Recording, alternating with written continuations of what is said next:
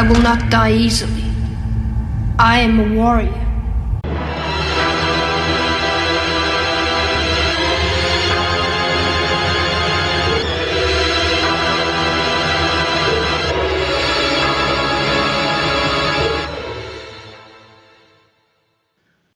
AJ Jensen, award-winning caricature artist residing in Atlanta, Georgia. You're from Sugar Hill, yeah? Sugar Hill, Georgia? Yeah.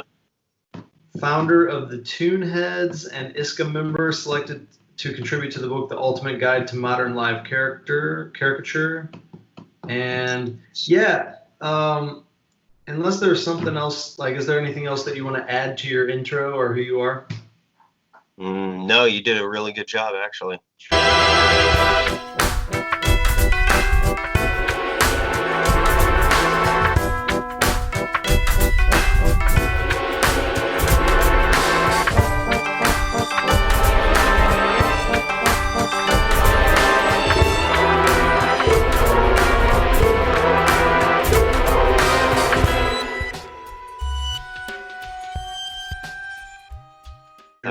Really handsome guy. I got my nipples perky.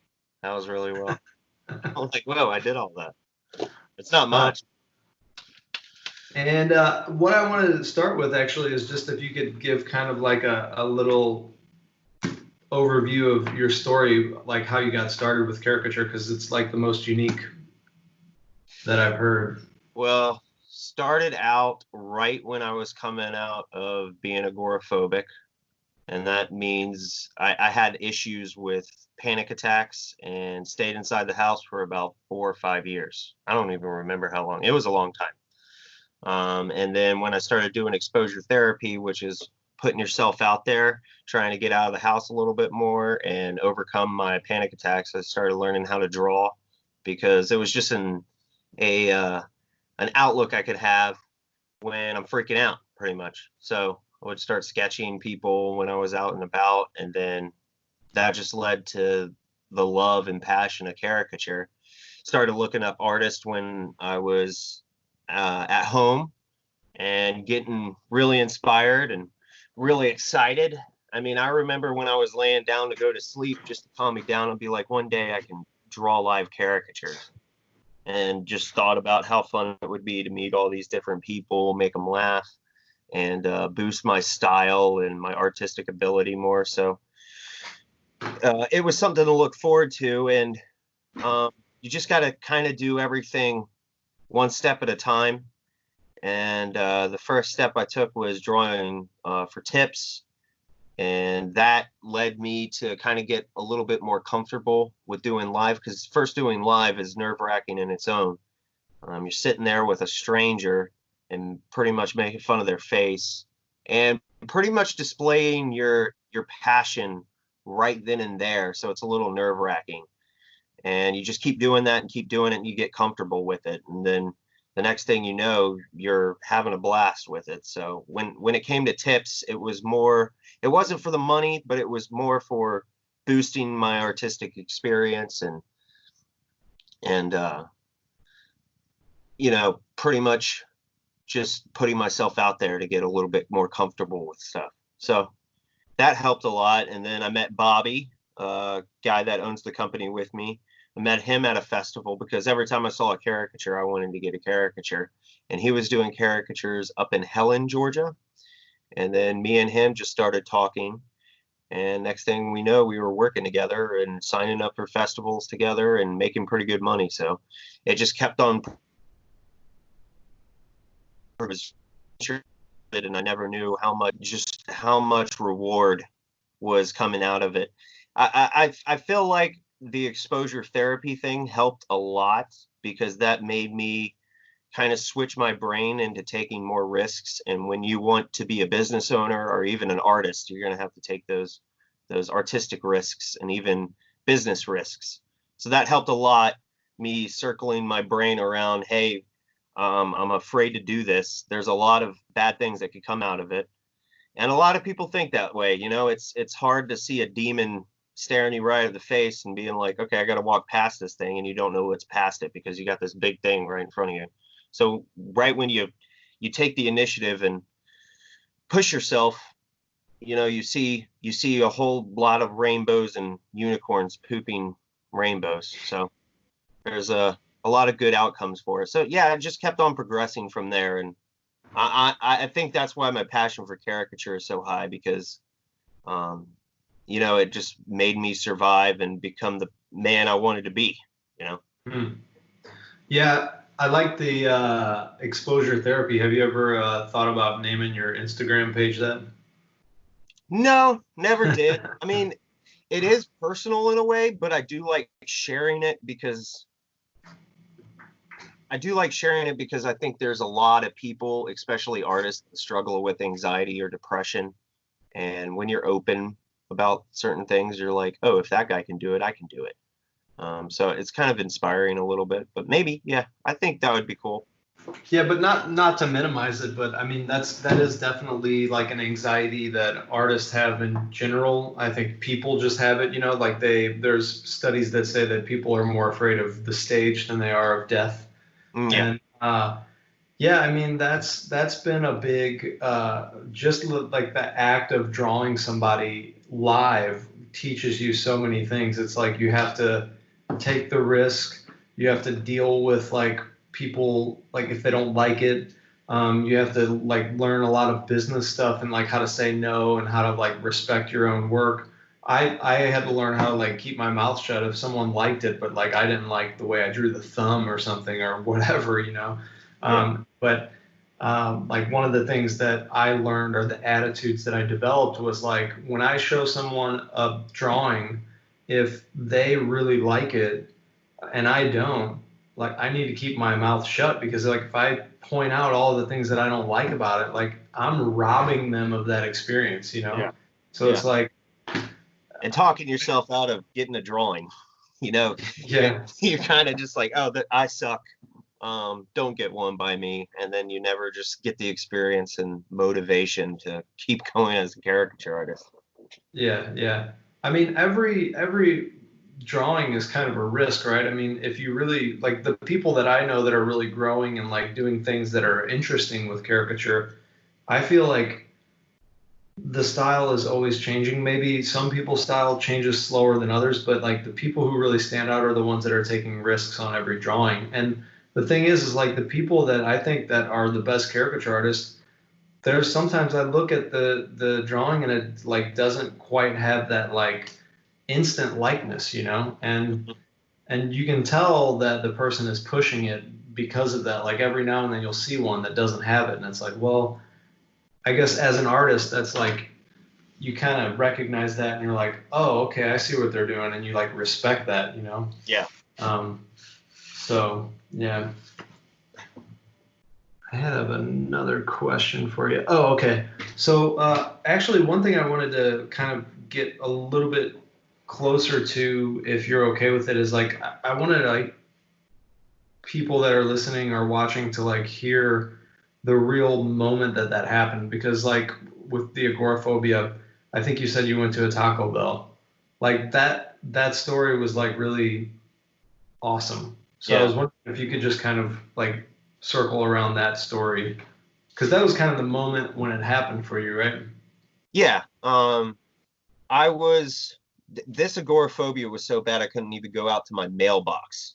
Panic attacks would hit me, and then it got to a point where I always explain it like there's a bubble, and it kept on closing in on me. There was a comfort level of a circle where I could go around, and it kept on shrinking and shrinking each couple of days, and then it got to the point where the bubble was literally just in my head. I couldn't go anywhere. I was having panic attacks maybe 20 times, 30 times a day. I was a Oh, mess. So when and I'm a stubborn guy. I mean, when everybody was telling me, giving me suggestions on how to get better, I'm like, you don't know me. You don't know what's going to work for me. And it's really hard to take up that kind of advice, especially when people are a third party. So when I kept on hearing about exposure therapy, I just didn't listen to it. And then one day it was just so bad. I'm like, I got to change something. It's either me dying or me going out and being afraid of dying, you know?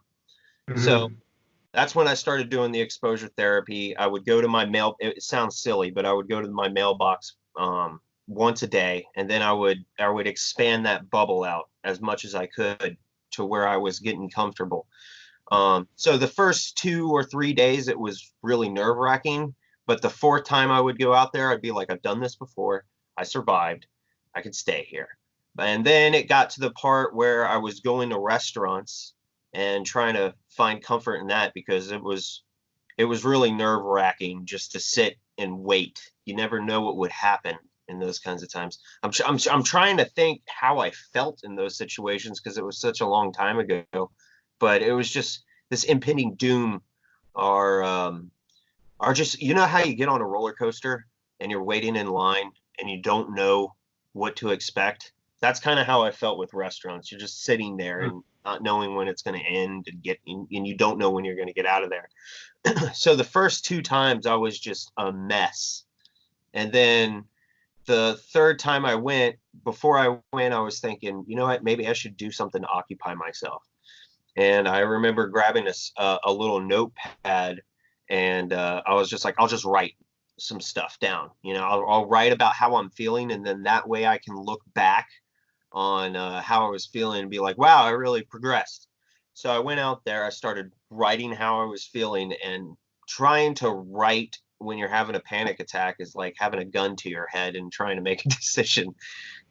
So I just started drawing these like little Muppet looking characters as old people. Cause I was in I think it was, I can't even think of the word. I'm so bad at talking right now.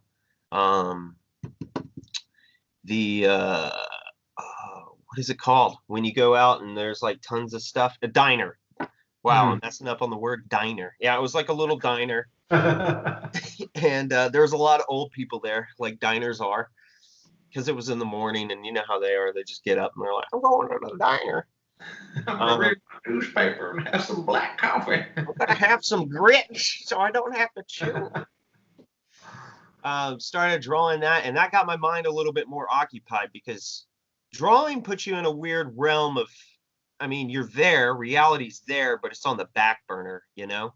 You have a lot of stuff playing through your head when it's happening, and you get to just work some things out in your head at that point. It's almost a little hypnotic in a way.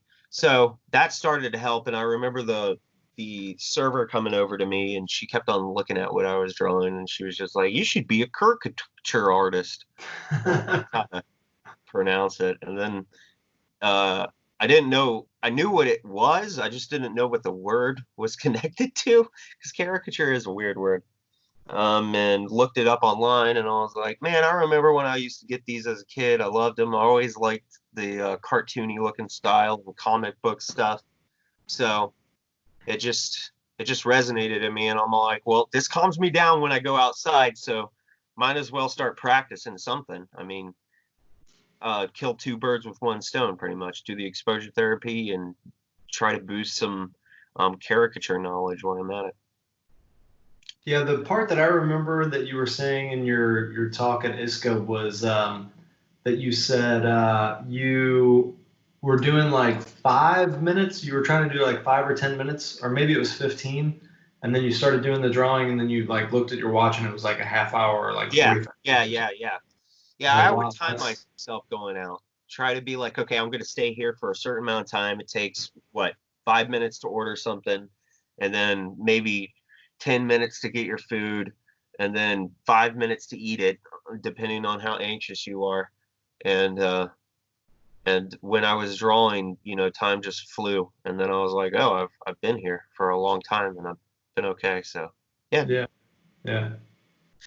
So this is another kind of like personal question, because it's something that I'm kind of discovering more and more about myself the older I get, and the more work that personal work that I do on it, which is this like, I think it's tied to maybe low self-esteem, or like maybe some kind of low self-worth, but it's this insane drive to be the best.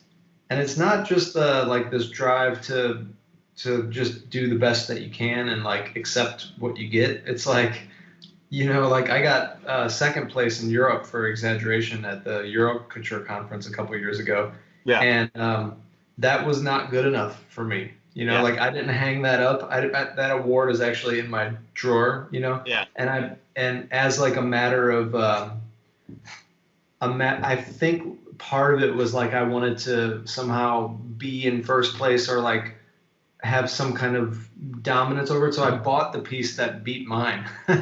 Oh, did you?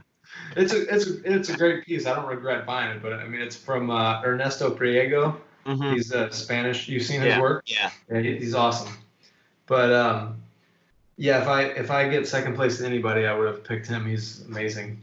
But yeah, I don't know. I mean, I'm wondering if you have that. Like, do you have? Is there like a drive inside that you feel like that always pushes you to like try to get better and better, like to a kind of a manic level, or are you just happy with the progress that you're making? I think what you're saying, like the devil's in the details when it comes to that, because that also helps you. I mean, that drive to strive to be better resonates in you, and that's probably what's made you keep going. But also at the same time, it's like a virus inside you, because if you have too much of it, you kind of die from it because it's overwhelming, you know? Yeah. Yeah, I think a lot of people struggle with that. I do. When I won the awards at ISCA, I think mine's a little bit different. I think, I don't know. When I won the awards at ISCA, I was thinking like everybody's wrong. Like they messed up. What? How did I do this? So I feel like mine's more like I don't know why I deserve all this stuff, but I'll take it. Which ones did you win again? I forgot. You had like best cartoon or best body situation. It was first place in cartoon style, and then second place in body situations, and then third place in humorous. I'm funny, by the way. They voted that I was funny. And you know, third place, that's second loser though, you know. So. Yeah, exactly. When I got there, I was like, I'm going to win something. And I know if you want something, you got to work your butt off for it. And I feel like I'm at a place right now that I'm good, but I should be better. And I feel like to get better, I have to work really, really hard. And it is frustrating because I see artists just coming up with ideas on the whim, and it's just talented pieces of artwork. And I'm just like, you just thought about that in like, 2 seconds. And that would take me like maybe 3 days to figure out how to do that idea. Yeah. So that's frustrating for me. So when I was doing all the caricatures at ISCA, it was a lot of planning before heading there. And then when I was doing it, I was just like, I was constantly in a battle with myself. Like, this sucks. This is not good enough, but I got to lay it down anyways, because I only have a certain amount of days to get everything out. So the whole time drawing, it was just a constant battle with ignoring a lot of things. And that's with live caricature too. But I feel like I'm more forgiving with myself with live caricature, because I'm like, it's on the whim, it's on the spot. I'm coming up with these. If it messes up, messes up. But when you're doing studio pieces or anything, you're like, I had the time to figure that out, and I didn't do it. So I'm less forgiving with myself. And with ISCA, I was just constantly battling myself and kicking myself in the head.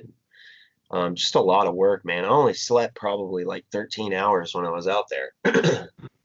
I mean, I actually ended up. The thing about ISCA is like, it's not just like you have to have the ability to come up with an idea and execute it well, but also you have to have the ability to like not socialize and also do that like on a minimal amount of sleep.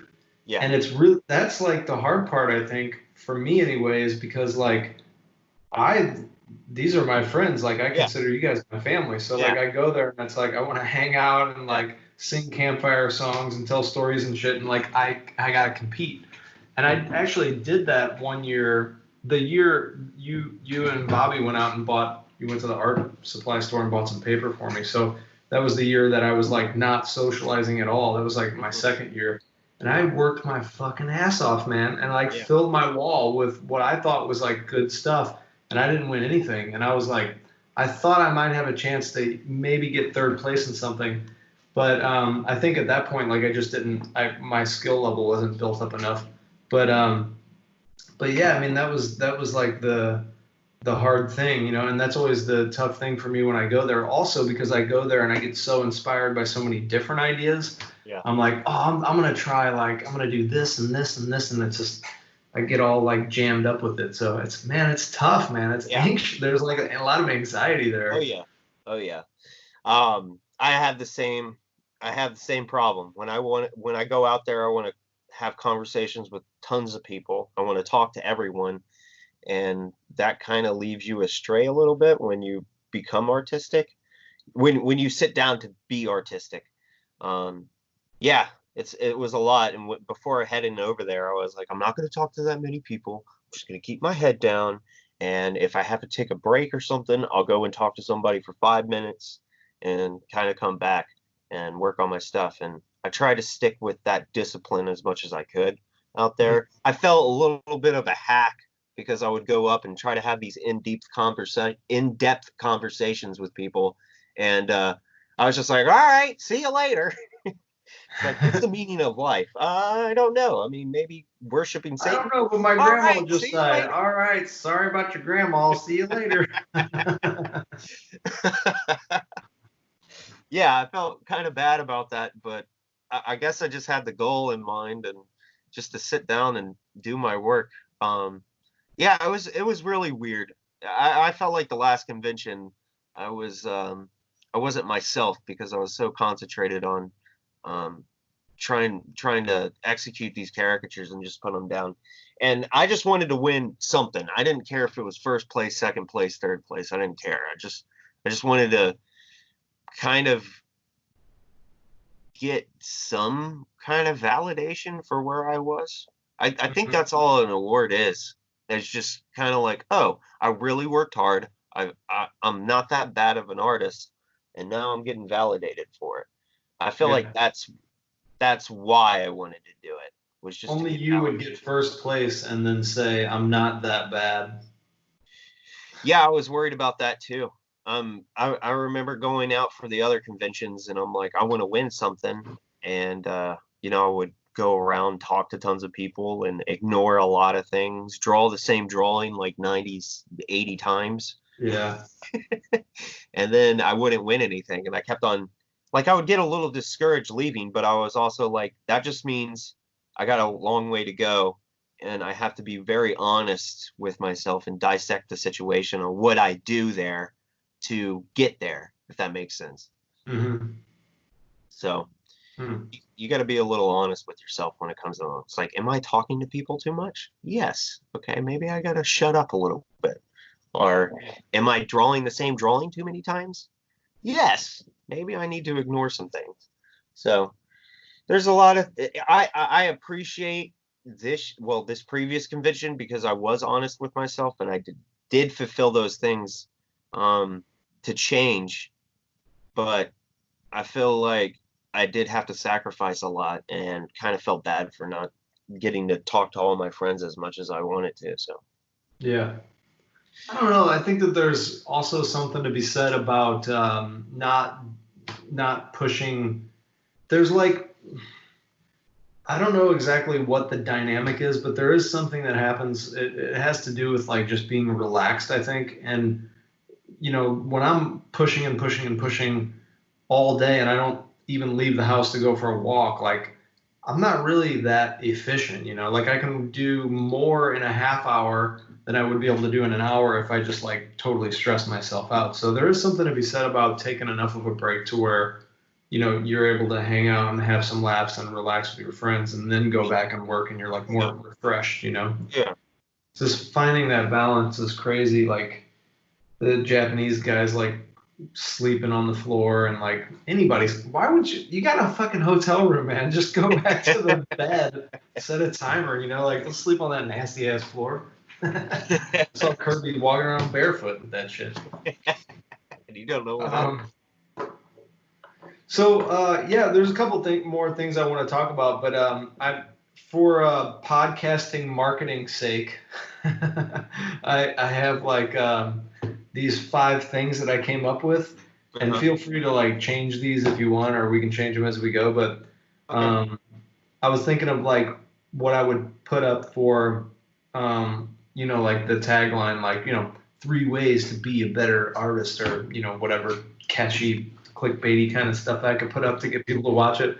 But actually, there are 5 things that I think that could be talked about, that like almost everything can be really fit into with a career as an artist. But what they are is like I put learn, commit, practice, network, and persist. So I don't know if persist and commit go together, but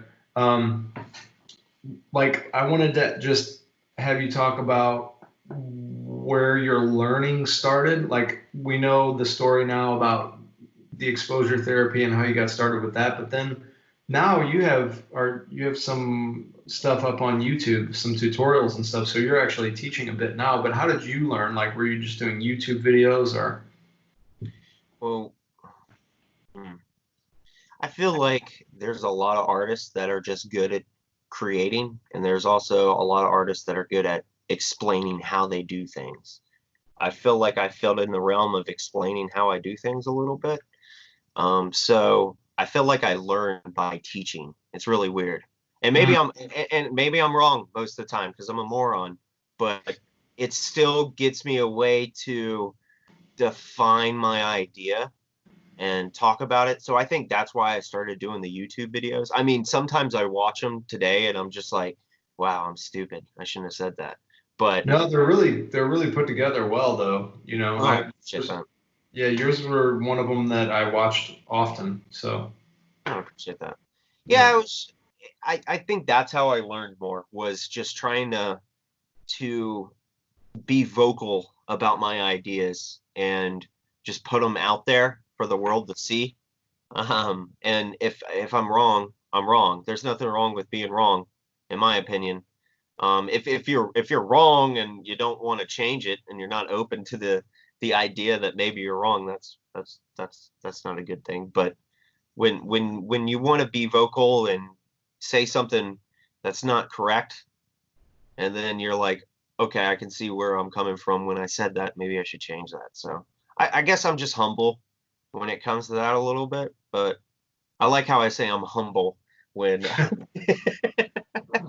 But I think me educating or trying to vocalize my ideas helped me a lot.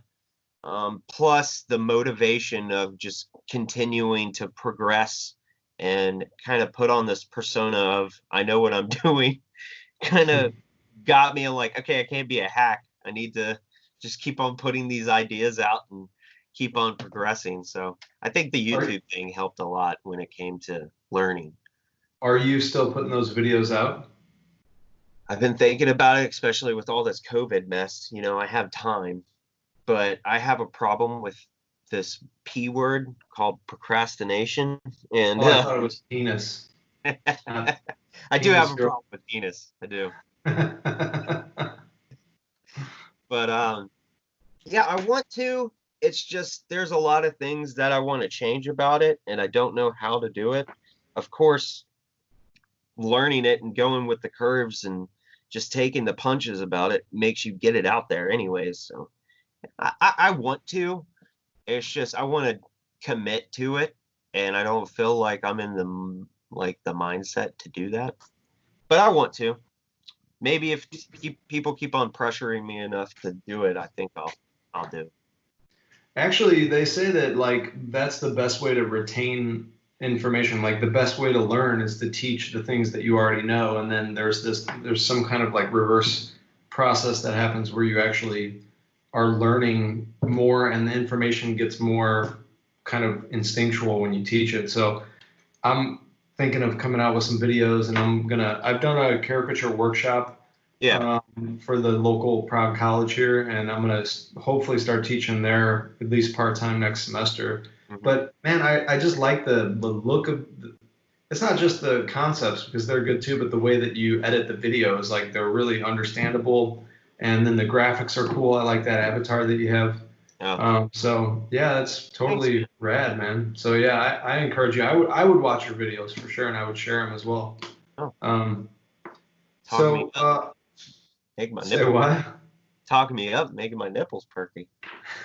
I would also say learning comes with passion too, because I feel like you are very passionate about caricature, and that's why you keep on putting yourself out there. I mean, let's not lie to each other. The only way to learn is to do it. You know, you gotta just get a piece of paper and draw each day if you want to get better. But you got to maintain some sort of will to keep on doing it. And I felt like mine was those YouTube videos.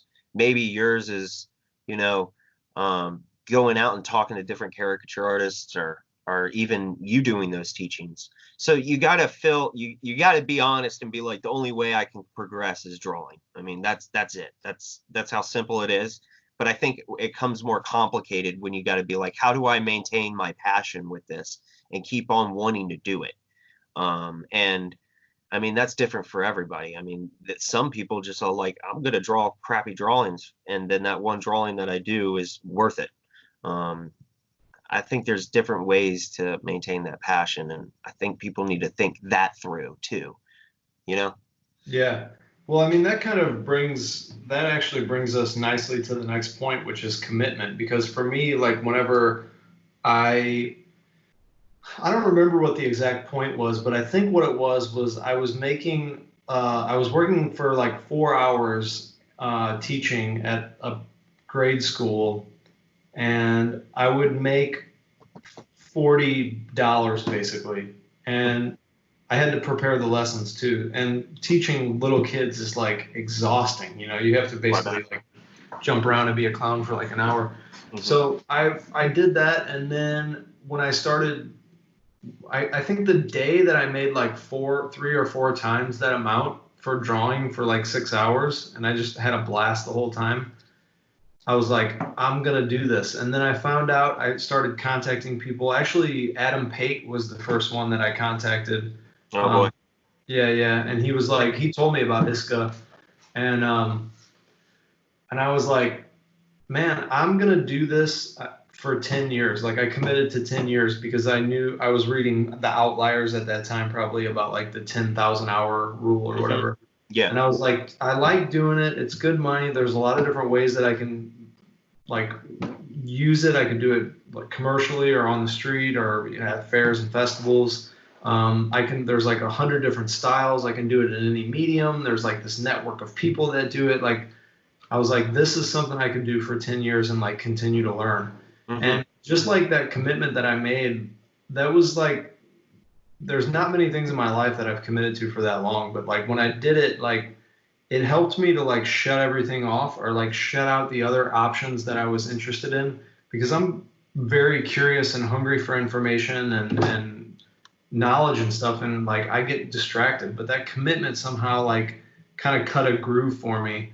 And, that really like pushed me forward, because at that point, like I was like, I'm shitty now, but I have 10 years. Like I can probably get pretty good in 10 years, And then I joined ISCA, and then I started like just reading books and buying books and watching your videos and other people's videos. I mean, maybe the reason your videos are so good is because other people's videos suck. Well, have you always been like that? Have you always been really goal oriented? Me? Yeah. Yeah, definitely. Yeah.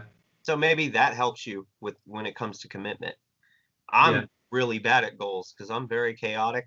I always do things on a whim. I mean, you can ask any of my friends. I'm just like, I'm going to learn how to do this. And it's like, where did that come from? And but I do that too. Yeah. But how often do you stick with your goals? Man, it's a fucking mess. Is it? Yeah. Like I signed up for schoolism, and I took like a course and I got through like 3 lessons, and then I changed courses and I got through like 1 lesson, and then I changed courses and I got through 1 lesson, and then I just now today changed courses again. I have to really, I have a quote actually hanging up right here on my computer screen. It says, "Lack of focus makes you a master of unimportant things."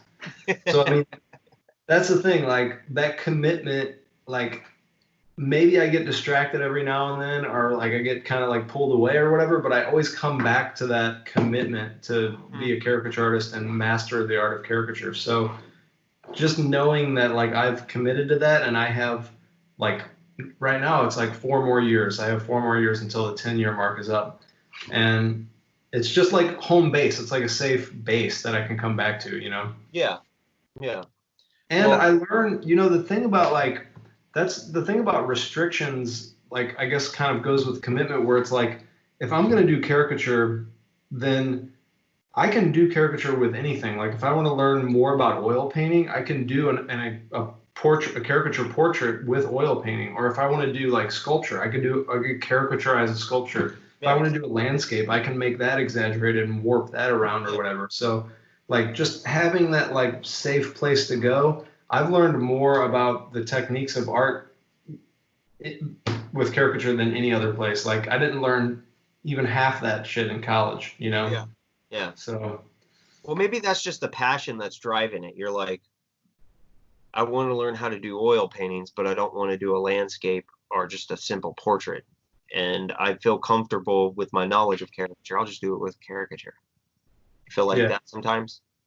Well, I think more of the driving factors, I heard a talk that was called "Don't Follow Your Passion," Uh-huh. and it was a really like honest kind of idea, which was like the whole thesis of the talk was like find something that you like to do enough to where you'll actually do it. Like you find yourself coming back to it and doing it. And Mm-hmm. even if you're not like totally passionate about it or whatever, just commit to it and keep practicing. And then once you get like pretty good and better than most people, then you're gonna like enjoy it more. And then you'll get even better. And then you'll be like closer to like people who are really professional, and then you'll like it more. And like passion, his argument was like passion is developed through commitment to something that you kind of don't mind doing or you're sort of good at or whatever or you enjoy doing. Yeah. So Huh. yeah. I never thought about it like that. Yeah, I would see commitment a big issue, especially improving and just sticking with it. I think a lot of people's outlooks on how to be committed are different, wouldn't you say? Yeah, definitely. Yeah. That's why I say I think yeah, passion and commitment are kind of the same thing.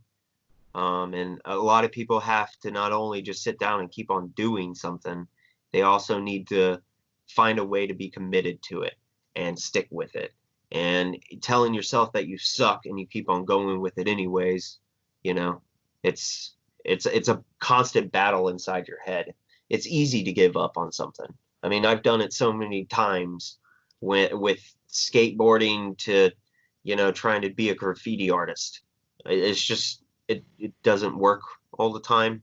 And maybe you put those things down for a reason, but you kind of analyze it and form it into something that you do love.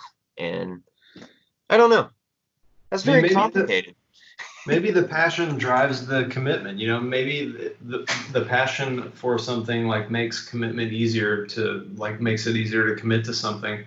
But I would say definitely the passion was there before I made that commitment to myself because when I see like even this one that you have right behind you by Nate, it's like I look at that and I'm like, that's fucking rad, man. Like when I look at something and I'm like, that is so fucking cool, like that feeling that I get is like it's just a constant source of inspiration. And caricatures is like a really unique piece of that, but I'm inspired by a lot of different kinds of art, but just when you see something that's like really well executed, it's like for me that definitely keeps that fire going. Yeah. Yeah.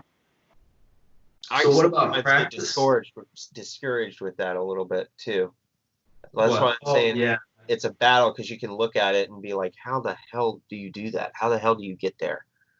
I'm just not gonna I'm just not gonna do this anymore. Yeah, But yeah. I can see what you're saying about being inspired as well. I think a lot of times with caricature too is such a small community that you can actually talk to these artists too, and they don't mind talking to anybody because we're always on the street talking to strangers. I mean, you're just another stranger that they're willing to talk to. So I think That makes me feel good. yeah, Thanks. I'm because just another stranger. Yeah. no, I didn't mean it like that. But no, we're I think caricature artists are just very easy to talk to, and looking at something and being like, wow, how the hell did they do this? And then actually hit them up and be like, how the hell did you do that? They're more than welcome to give their advice about something and be kind and compassionate about it. That's why I just love caricature. It's not only just the art form, it's also the community of everybody's compassion for people. So that's one thing I love about it. I mean, I'm not lying. There's some artists out there that you can talk to and they're just assholes, but I mean, yeah, like Manny. Yeah, yeah, he's exactly. an asshole. He's such an asshole. He's sweet, and I love Manny. He's so sexy. He's such a sexy beast. I'm so jealous for his life, like his Instagram. Awesome. Oh, I know, right? I look at Manny. I love how we're starting a conversation about Manny because it's such a long conversation. I think he inspires me a lot with pushing yourself because I think he's always pushing himself, man. He's always finding ways to not always be comfortable, and he's just always having these different adventures, and that's just inspiring. I mean, he's always taking these risks. I love it.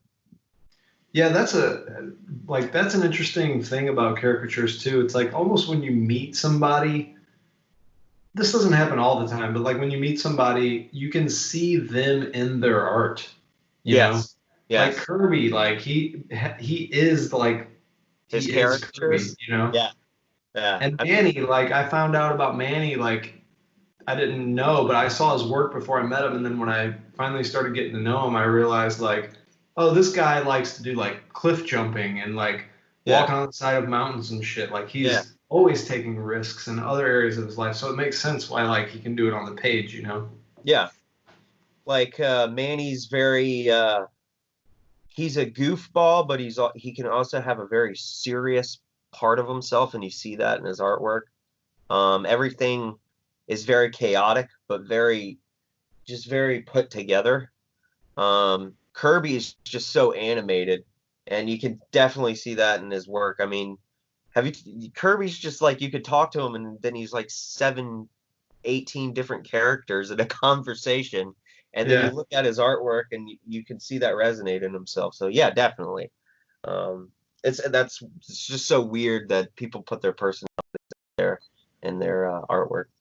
Yeah, well, like Nate is a good example too. Is like he's really into that esoteric stuff, and he's always putting like videos up about like how the top of the Illuminati chain is like connected with, you know, this and that or whatever. So the turtle shell.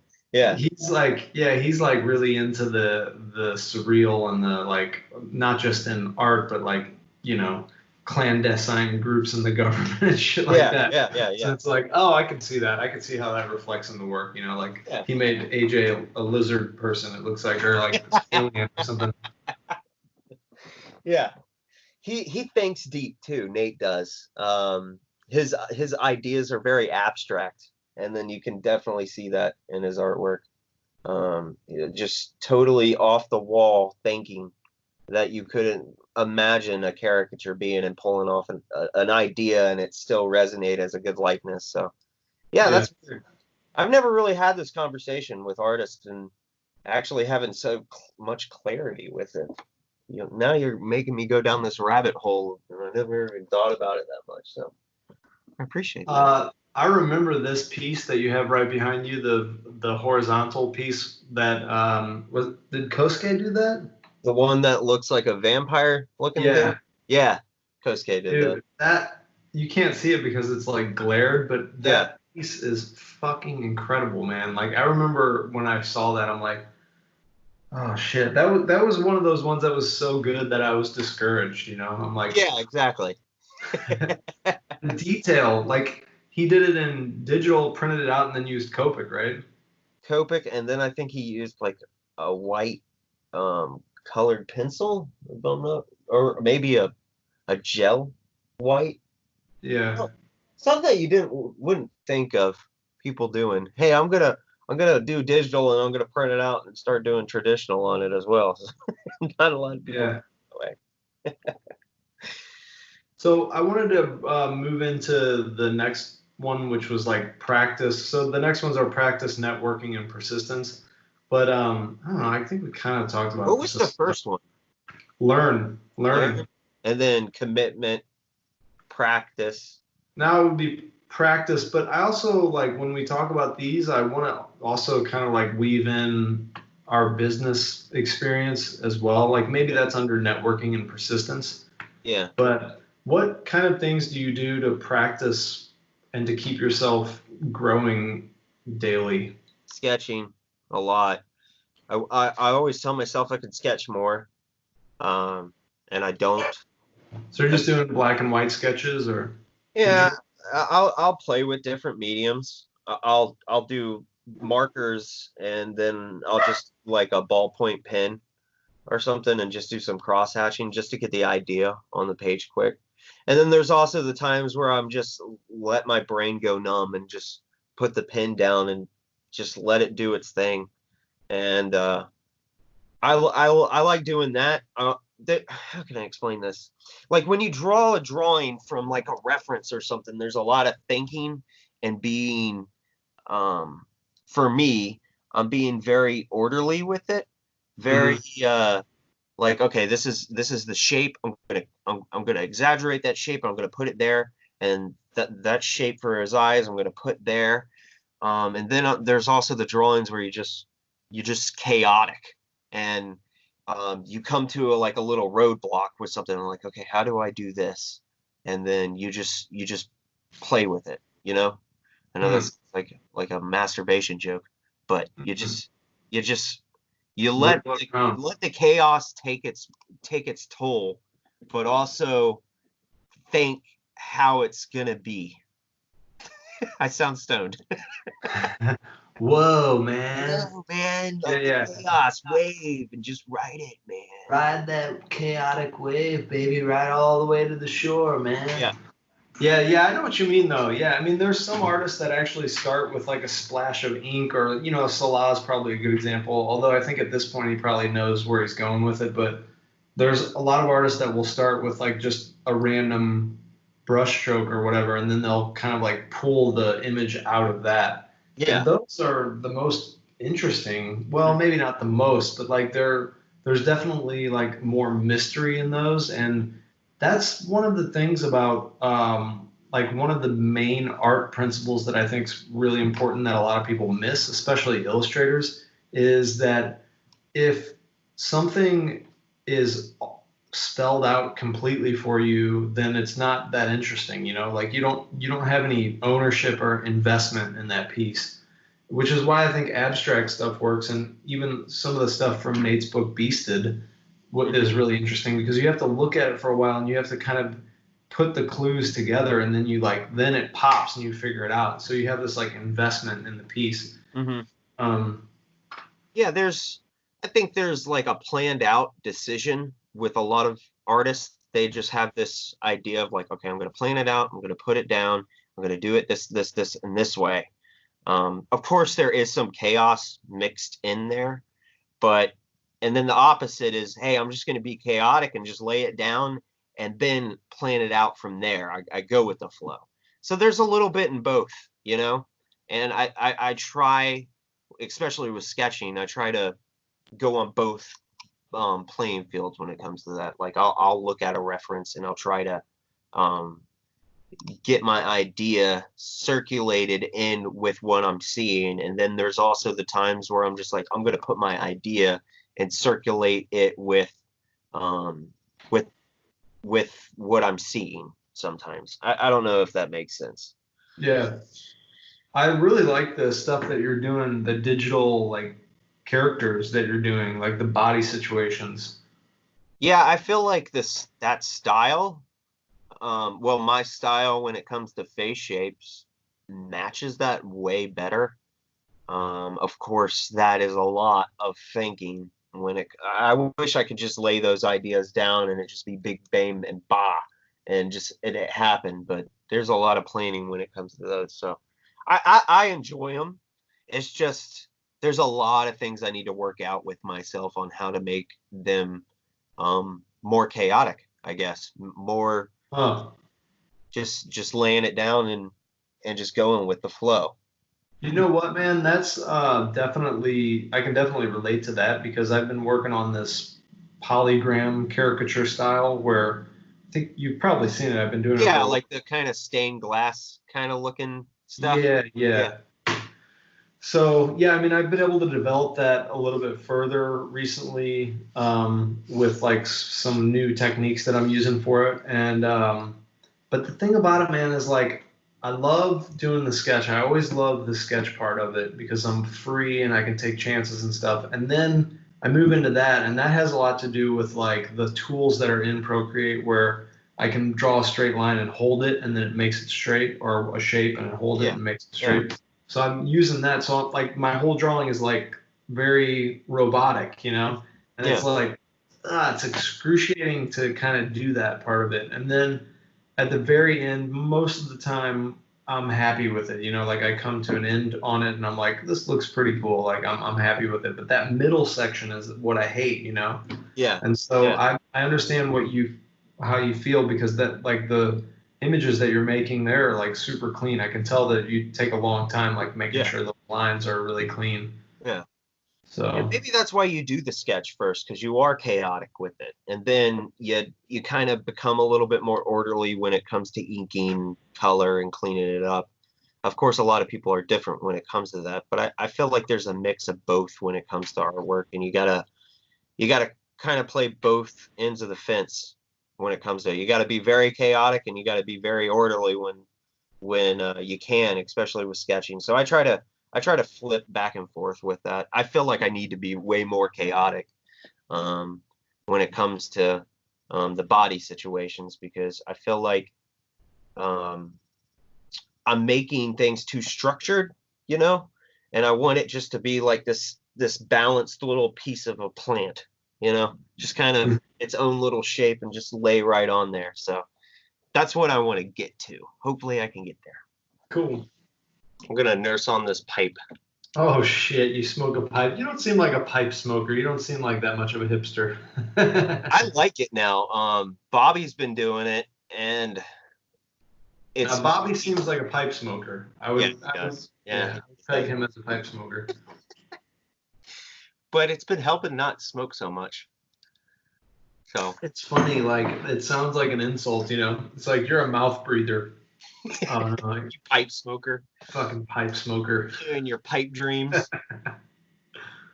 I have a confession to make, though. Seriously, I want to get real with you for a minute. Let's do Um, it. I think I spread COVID to Prague because I've been eating. Oh, you have a bats. fat with you, and you've been chewing on it. Yeah. Yeah. How's it going out there, by the way? Last time I talked to you, everything was shut down, and you were walking through the streets or whatever. Oh yeah, yeah. Yeah, it's still shut down. They're pulling stuff back now, but it's pretty much crushed any business that I would have this year, and it devastated like I mean, for me, it's 98% of my business, 95 to 98% of my business is tourism. So Mm-hmm. I'm doing the podcast now. I'm going to hopefully do some teaching and just working on my portfolio. That's another thing that should be actually in the script for the podcast probably is being able to adapt. I mean, in this situation, like the one thing, I mean, I love the fact gone like, you know, an inch wide and a mile deep, you know, in my niche with caricature, but at the same time, it's like fucking totally useless now, you know. So Yeah. like I have to use. I'm building like a visual development portfolio. But actually, what I wanted to say something about practice because I read this book called Mastery, and I read actually two books on mastery. One of them is by the guy who he was like Bobby Fischer, like that movie that was written Searching for Bobby Fischer. he's not Bobby Fischer, but like the movie was made about him. Okay. And anyway, he's also like a keto master, and so he's like mastered these different things through his life. And when he talks about it, there's like levels, right? So you have like most people will like get into something, they'll go up like this, they'll buy like all the paraphernalia, and then they'll realize how hard it is, and then they'll drop off. Yeah. And then they'll say, "Oh, I really like this, I really like this," and then they'll drop off. Uh-huh. And then there's some people who will like get up, they'll learn and get to like this level, and then they'll just like stay there and just ride that forever. Yeah. Yeah. But then there's the master who goes up, plateaus for a long time, and then goes up again, plateaus for a long time. So basically what the book was saying was like most of the time, like if you're on a course to mastery, most of the time you're on a plateau.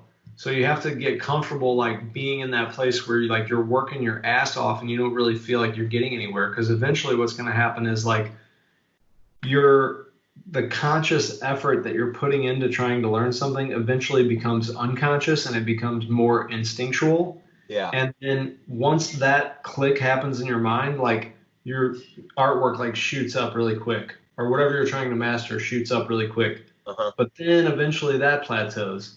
So that's a good thing to keep in mind, I think, when people think about practice, because man, it's like for me, I'm at this point now where I'm like, man, I'm working my fucking ass off. Like every day I'm trying to learn this new skills, new stuff. I'm not getting anywhere. I'm not winning any awards. I'm not doing anything. You know, I have like the same amount of Instagram followers. Like things are just like on this plateau.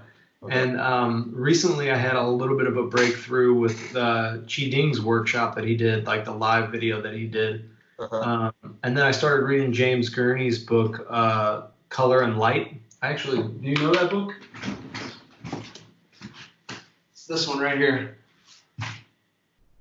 No, I have never seen that. Oh man, it's like the Bible for like how light works and how to make color work and stuff. So yeah, and then I'm starting to see an improvement now. Like I'm starting to see like a little bit of a rise. So yeah. Anyway, I just thought that was an interesting concept. That is interesting. I feel like people that are honest with themselves on where they're at and know they can do better and end up improving. And then there's the people that are like, I'm good enough, I'm just going to stay here. And then there's the people that are like, I got to get this and this and this to start this project. And then they get all that stuff and they're like, I'm unmotivated now. You know, I got what I set myself to do and I'm done. And I feel like I'm going to go through those. I think the first type of person that just wants to get, you know, the art pencils or the paint brushes or the different paints, that's all they think through at first. You know, they're like, this is my goal, I'm going to get this stuff, and then they don't think beyond that. Does that make sense? Yeah, sure. And then I think the people that they go up and then they, like you say, just stay stagnant for the rest of the time. I feel like that's all they're like, okay, I'm gonna get the paintbrushes. I'm gonna sit down and I'm gonna do a painting. Wow, this painting's really good. I did a good job. I'll do the same one like that, or just a little bit different. And then they just keep doing those things because they're not willing to take the risks because they never thought more than that. And they have the potential to keep on going up because they didn't think it through. Like I had more of a goal when I was going to get these paintbrushes or this art material, and they don't think more than that. And I think, like you say, the masters that keep going up, they keep on coming up with ideas and goals in order to improve. They're always analytical and being like, okay, I'm good, but there's still some stuff I'm not good at. How do I do that? And then they work with that failure. They're like, this sucks. This is awful. I kind of want to stop, but I'm not going to because sense. You know, yeah. I'm gonna get better at that. And I see a lot of artists like that in those three different categories. Yeah, and he says, like in the book, he says he uses the phrase like he's studying numbers to forget numbers. So like he's talking about his chess game and this teacher, master teacher that he had, and he would teach him like these mathematical kind of equations or like these like formulas or whatever. And he said like for him, he had to study those. He had to like totally understand those formulas and understand the numbers so that way he could forget the numbers and just like it becomes like a working part of the mind, you know. Yeah, And I yeah. don't know how long that takes or whatever, but like there is a point though that I've noticed in my growth where like it just I just stop thinking about it and then it just is Yeah, there. Like yeah. it's like it's intuitive. You got to kind of play on the fence of being patient and impatient at the same time. Yeah. It just looks like you're taking a big fat toke of some ganja right there. It looks like you're getting Dude, I cannot smoke hot weed. boxing. I cannot smoke weed. I wish I could, but It's every not in time, Georgia. It's not legal in Georgia, is it? um, I think they just passed a bill that it's legal for medical use, but but Mm-hmm. is it? It's legal in Prague, right? It's decriminalized, and you can have like each person I think is allowed to grow like 2 plants or something.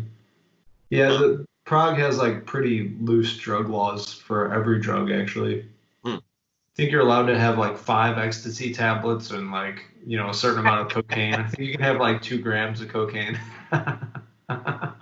How many shots of heroin?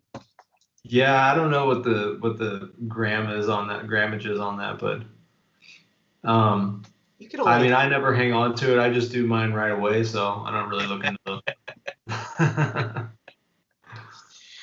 So, yeah, so let's talk a little bit about business practice and like I, I kind of want I don't know, I don't want to have like a different section for that. I have the next two things are like networking and persistence, but I don't know. I mean, we don't have to stay that strict to it, but I definitely think I we think should it's important to know. talk about networking. Yeah. I think it's important. I hate to put everybody in a category, but I feel like a lot of artists are very introverted and not. It takes a toll on them to sell, and I feel like that's why a lot of artists don't progress business wise, because selling's a hard thing, man. There's so many. There's so many different formulas for it. It's a whole big debate on how to be a good salesperson, and it's it's not it's not it's not rare for somebody to just be burnt out with it, you know? Yeah. And especially if you're introverted, way more, you know? So I feel like a lot of artists struggle with selling themselves because they're already selling themselves, improving artistically, and that's already taken a toll on them. They're having to tell themselves they suck 24/7 and just wait for that one drawing to change their mind. And then on top of that, you got to tell somebody that you don't suck and that you're worth the job. And it's exhausting. It's very exhausting. Yeah. Yeah, I mean, I feel pretty fortunate about that because my first office job, I worked at, fast food joints or whatever when I was younger, but my first office job was telemarketing. I was selling newspapers. I was one of those guys that called people and was like, "Hey, it's time to buy this shit that you don't need." So I did that for like 2 years and then I moved on. I had a bunch, like kind of I had like basically like a 7 year sales career.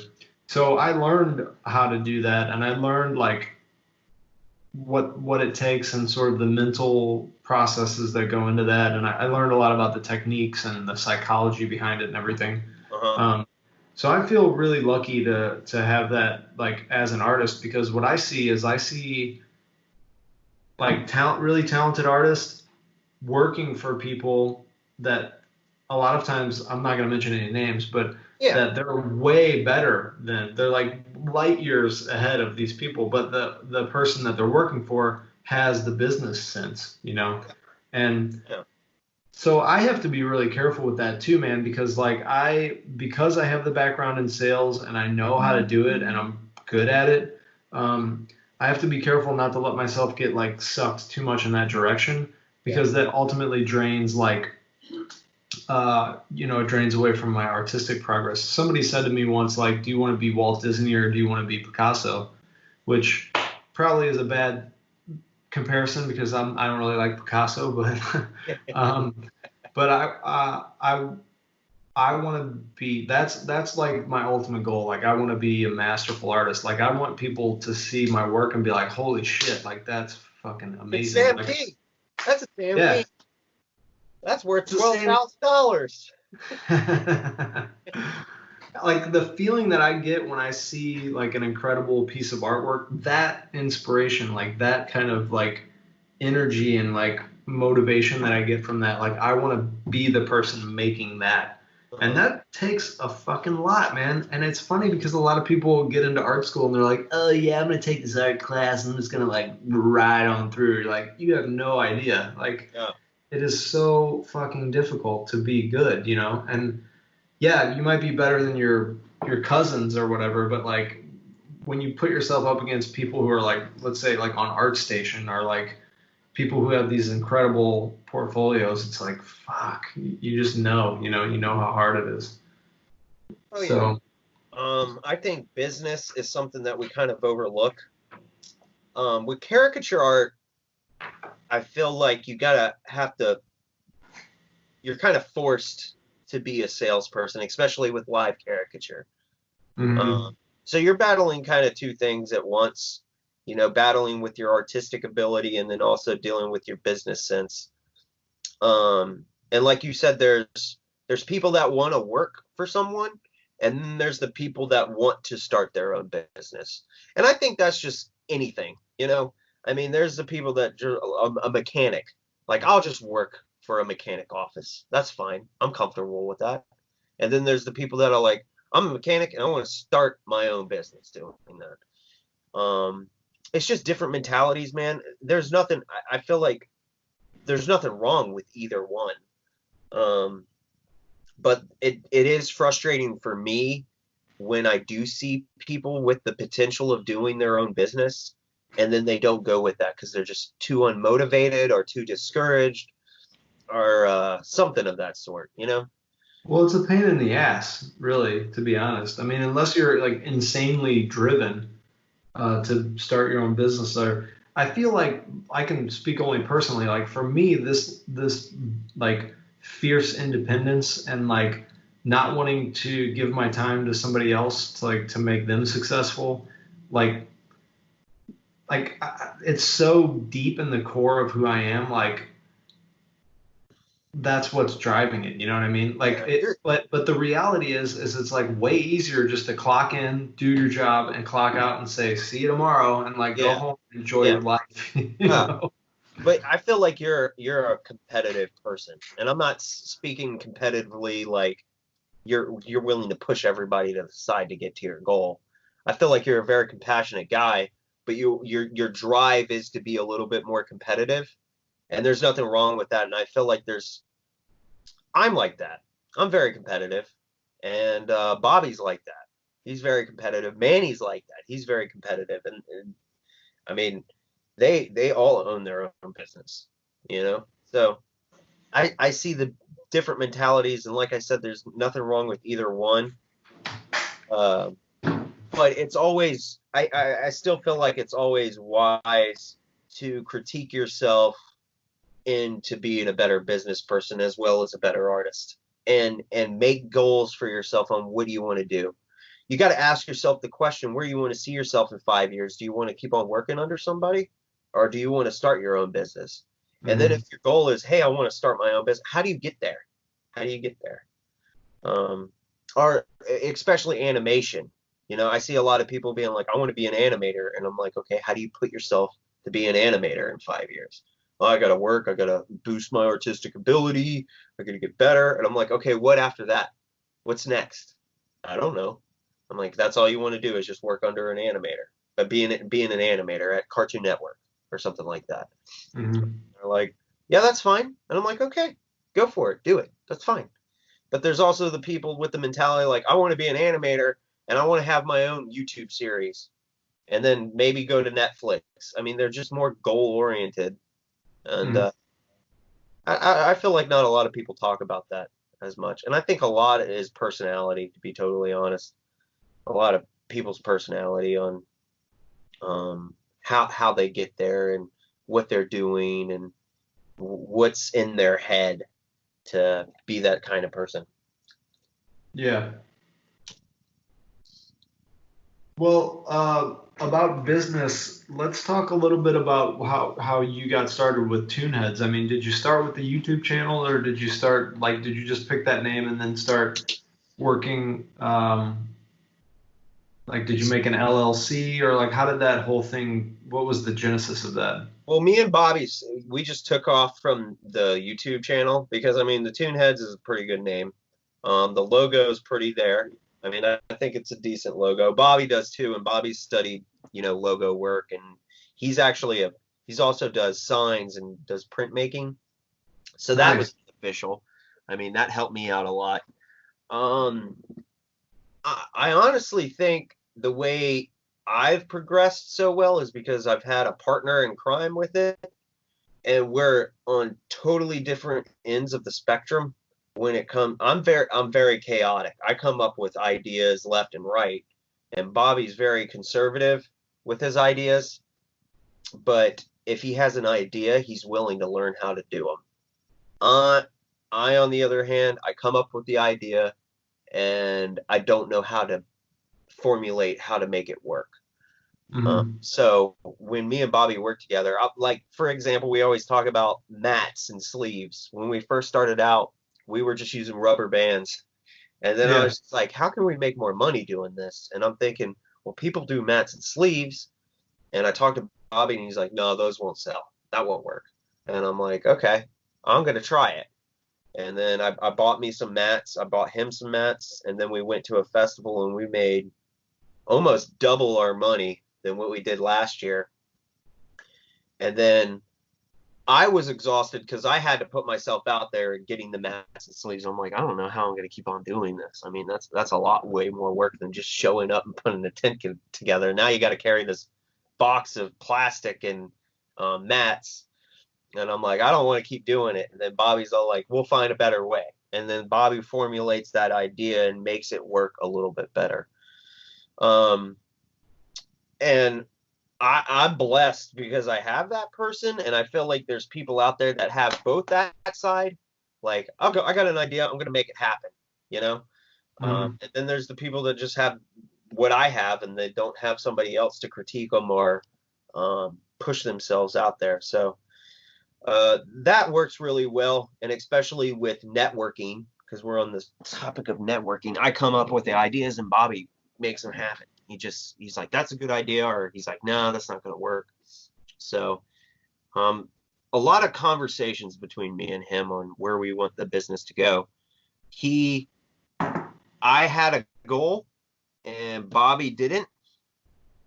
And I think when me and him, when I tried to vocalize that goal, I think he's like, okay, that's a good idea. Let's make that happen. How do we get there? So I think Hmm. that's helped out a lot. That's interesting. I have the same relationship with Chance McGee. Do you know Chance McGee? Have you met him? I have not. He I don't hasn't think been to he hasn't been to ISCA, but he knows a lot of people in the community. He's been to Eurocature.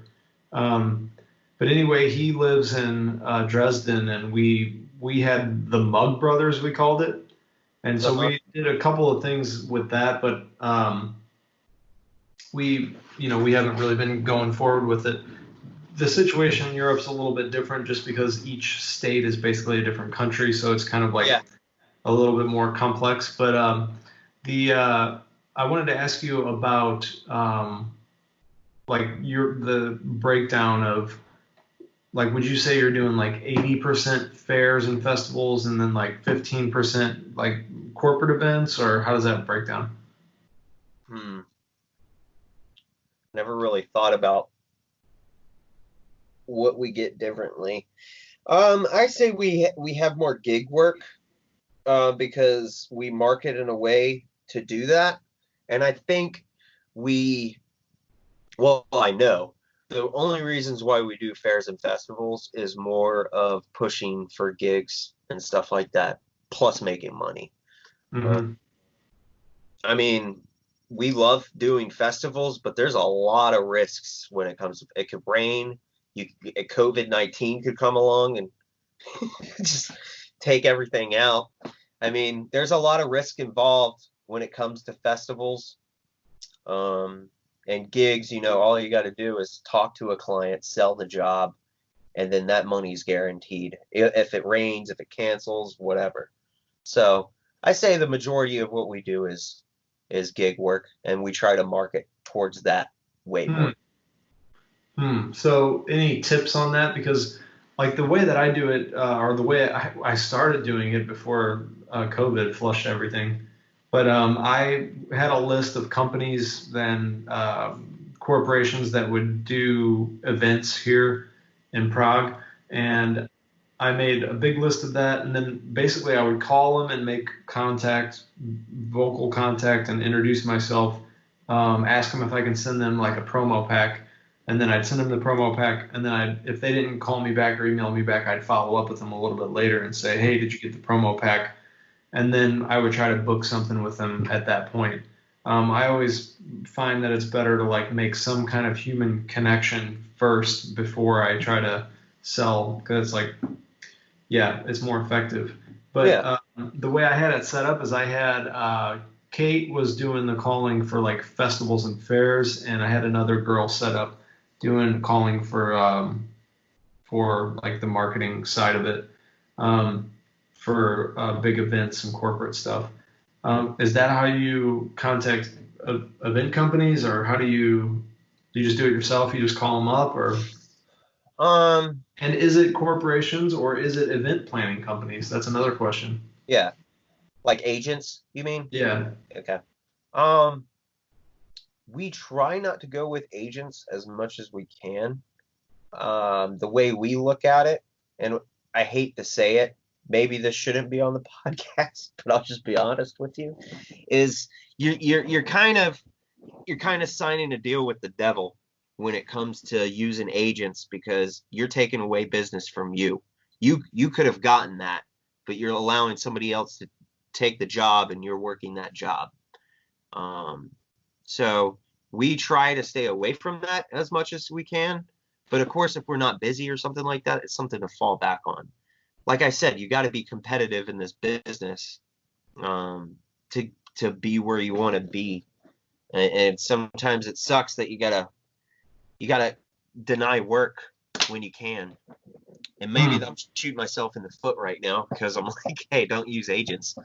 But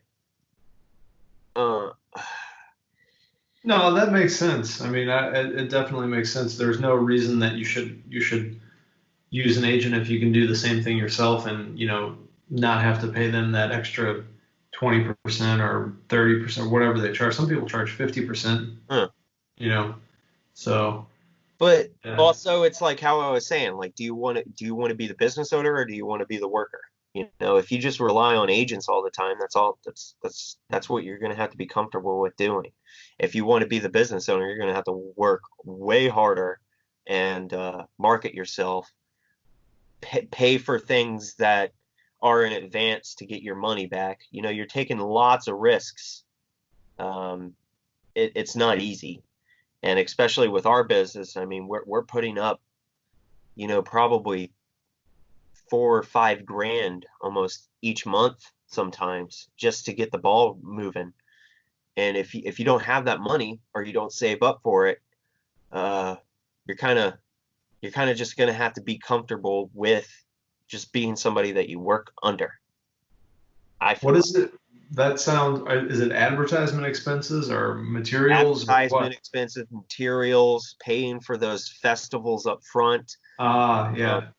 Even work, man. I mean, one thing that I try to do is maintain relationships with all my clients. So I'm always giving them calls, always giving them emails. If a birthday party happens and I'm not invited to it, I'll still draw the kid that I drew last time. Just be like, hey, here's a little birthday present. I mean, it's a free drawing, but it still gets them to have a relationship with you, and that's what you need. And it is exhausting, especially when you have 100, 200 clients on your belt. Yeah. So you got to put that what work about in. automation? Like we're talking about networking. We can talk about networking in the sense of like networking with, or like let's say delegating. That's part of your network too. Mhm. So that's a really good point to make, I think, because we're talking about how artists have a tendency to not really be great with business or not really be great with sales or whatever.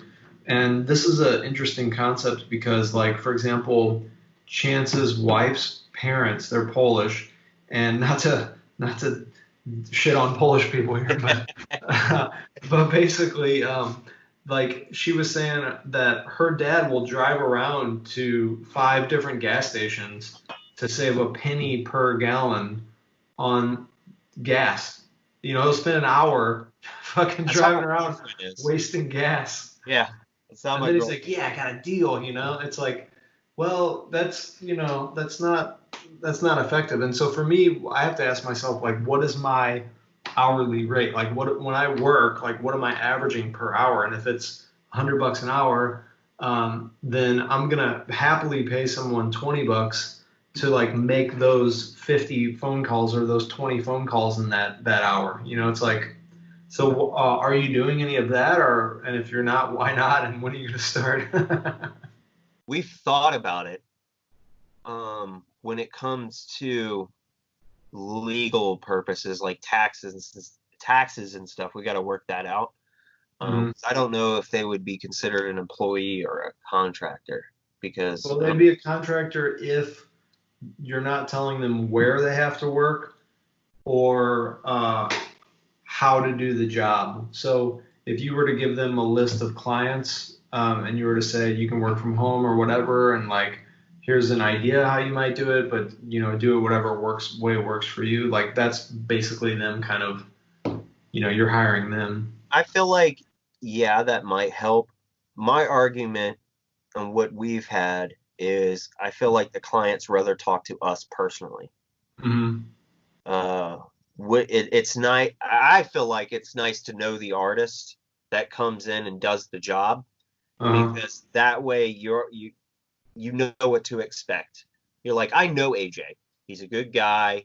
He talks to me almost every couple of months. He always checks in, see how the family's doing. You know what? I got a event coming up with my business. I know AJ. I'm going to use him. And when it comes to somebody else making the calls, it's like, okay, I know, let's say Sydney or whoever. And then it's like, I know Sydney. She calls up, checks on us. I want Sydney. Sydney, can you come draw? Oh, I don't draw. Well, I've maintained a relationship with you. Mm-hmm. You get what I'm saying? Yeah, but I mean, I think that you can still do that and still delegate. Like you can make the phone calls, but maybe Sydney is organizing. Who's up on the schedule, or like she's shooting out the emails, but then when the call time comes around, you do it. Yeah, you always want to find a way to work smarter than work harder, I believe. So yeah, there's just things that we got to work out when it comes to that. When we take up ideas, we want to be damn sure that it's going to work. I mean, we've used people in the past, especially at festivals, because we get lines and then we need somebody to do the mats, the sleeves, the purchases and stuff like that. It's always wise to have somebody else, but it doesn't always work out that well. And we feel kind of bad when, we say, hey, you're making a certain percentage off of the drawings we do, and then there's nobody that shows up.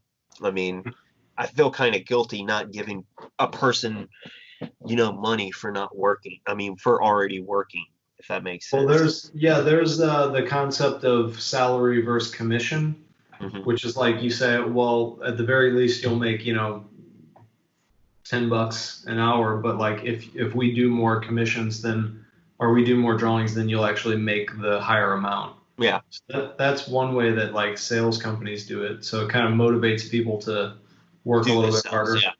And at the very least, they don't walk away broke, you know? Yeah. Yeah. But there's sometimes where we're paying $500, $600 for a festival, and then the festival does awful. Let's say it rains, and then on top of that, we got to pay somebody, $150, $200. I Yeah. mean, we're out way more, and I don't know. It's that's where it becomes risky as a business owner, because you got to think of these ideas, and you got to think, hey, this person's my responsibility on getting paid, and how do I set them up with a good opportunity so they keep working for me? Mhm.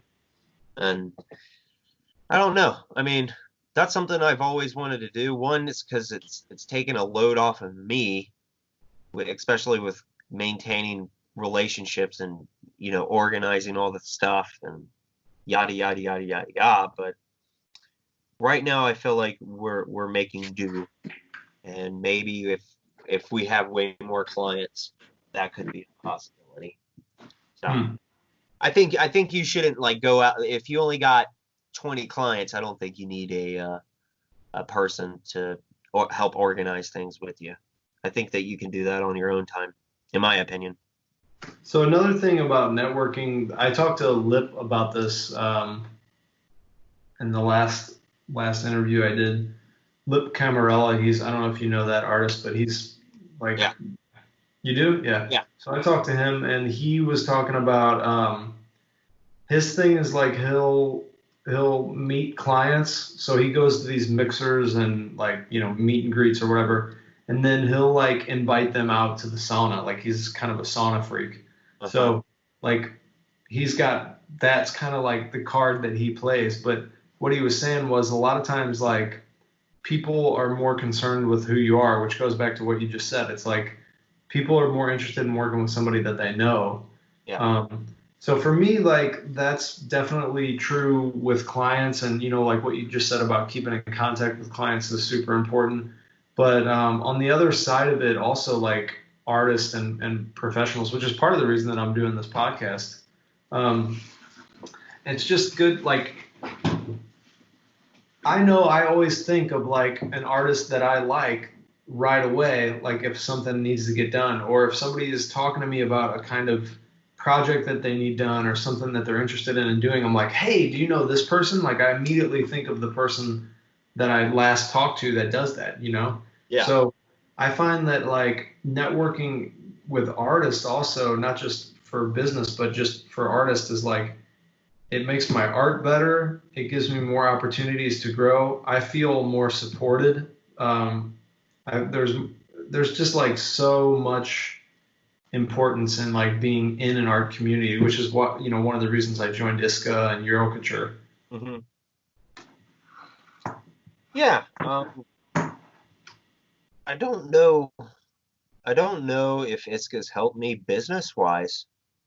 I never really thought about it that way, because I'm more concerned on just getting to meet people and have a good time, Um, maybe meeting like Tad or different other agents has helped me get some jobs, but other than that, I don't know. Well, I mean, you got the awards. That's going to help your resume. I try. I You've hate. also gotten to be a better artist, man. Like you saw all of that talent. Yeah, and also giving myself the opportunity to be honest with myself and what I have to. I have to put the work in on what I want to get out. That's just it with anything. Right before doing this guy, I changed a lot of things about myself, especially discipline on calling different clients, organizing the business materials, and we boosted our business up big time. And I'm like, okay, I worked maybe 20 hours, each week 4 years ago. I'm going to work 80 hours this week on just marketing, organizing, and putting the work in. And then miraculously, I'm getting way more business. Yeah. It's just how it is. So yeah, that would be a cool like kind of side podcast or a side thing that we should talk about is like strictly just business, because you and Bobby have a good thing going there. And I I mean, feel like I've get done Bob on here too. I mean, he's got a lot of good outlooks when it comes to business because he's like I said, he's been doing the sign thing for longer than the caricature stuff. So he's organizing two businesses at once, and I'm doing the same thing. So What do you mean? What's your second business? doing real estate now. Oh, really? Yeah, and Nice. honestly, it fits the same. It's basically the same narrative of keeping in touch with clients and marketing and putting the work in. So before the COVID thing hit, I was working maybe almost 90 hours a week. Whoa. With both jobs. So waking up at 8 o'clock and drinking my coffee for an hour and then, working till 10 o'clock at night. Sometimes 12 o'clock at night. Oh. You gotta put the effort in. 100%. Yeah. That's why we were talking about earlier, like, hey, I want to be this top dog artist, and people look at my pieces and be like, wow, that's a Sam King, that's $12,000. The only way you get there is putting that effort in. People like you for you, and your artwork speaks for you. And when you're a good business person or have somebody selling your stuff, that's how you make that money. Is putting that effort in. Even the effort being like doing schooling. I mean, if you think about college, there's some people out there that don't have rich mommy and daddies, and they got to go and work a part-time job for 3 years, so they save up funds, and then they go to college and they put the effort in because they saved up that money. They're going to get out what they can. Mm-hmm. And if you honestly think about that, they've already worked 3 years. They're due that reward, in my opinion. Yeah. That's how the world works. I don't believe that people bust their butts and they're not making good money, in my opinion. Yeah. Is there anything that you want to talk about? I mean, I think we kind of naturally went into it. It was interesting how the conversation naturally flowed through. Yeah, it just goes through. Because the next one is persistence, and that's really what it's about. Like, man, one of the ways that I persist is like I do these caricature challenges, or I have like class assignments. I'm doing like an online class. But I'll set a timer for 45 minutes. I'll work those 45 minutes, and when the timer goes off, if I'm still feeling it, I'll just reset it and do like another 45. Mm-hmm. But I make like a minimum amount of time that I'm painting every day, and then I feel good when the day is done, or even if I don't finish the painting, which usually I do because I'm a maniac and I'll stay up till 4 a.m. finishing it if I have to. But that's one of the ways that persistence works for me. And also, I think we kind of talked about it earlier, where it's like when you see other people's work and you compare it to yours and you feel like yours is shit, like you got to just keep going. It's like, yes, their artwork was shit also. Like I used to, like when I was younger, I would look at people's artwork or any like accomplishment that someone had, like an awesome athlete or whatever. And I'd be like, man, I would have this like magical thinking. I'm like, look at this fucking guy. Like, they're so incredible. They're so good. Like, I'll never be that good. Like, they must just be born with it. I used to have that idea. And now I realize, like, that's time. Like, when you see someone perform, like Jordan or, any artist, you just see whip something out that's fucking incredible. They make it look easy. That's because they spent thousands of hours practicing that. So I'm more impressed. I like the work, but or the slam dunk or whatever, but I'm more impressed with the fact that they spent the time they put into it. I'm like, man, that's a 10,000 hour dunk right there, like. Yeah. So, yeah. I'm the same way, especially when I look at different people's artwork, because like I said, sometimes I'll look at some artwork and get discouraged. But if you simplify it and be like, well, they probably just did 10,000 hours to get there, or maybe 3 years to do that. How long have I been doing it? And how much effort am I putting into it? Trying to boost myself artistically. And then when I'm honest with myself and I'm like, well, I don't draw every day. You know, I'll probably draw once a week right now. And I'm like, I can't do that. I gotta bust my butt and kind of be honest with yourself that way. Yeah. So that's helped. I mean, I'm trying to, especially with this COVID thing, I am trying to sketch each day. And if I don't, I feel sort of guilty. And it's weird that you get on a schedule with something, and if you don't do it, you kind of, there's this little ant in the back of your head being like, you suck ass. You're a loser. You need to do what you need to do. So Yeah. Yeah, I remember I talked to Manny about that actually. I was frustrated and he's like, "Man, I've been drawing caricatures for 17 years. Like it took him 17 years to win that award, you know. It's like, yeah, I got a long ways to go." yeah.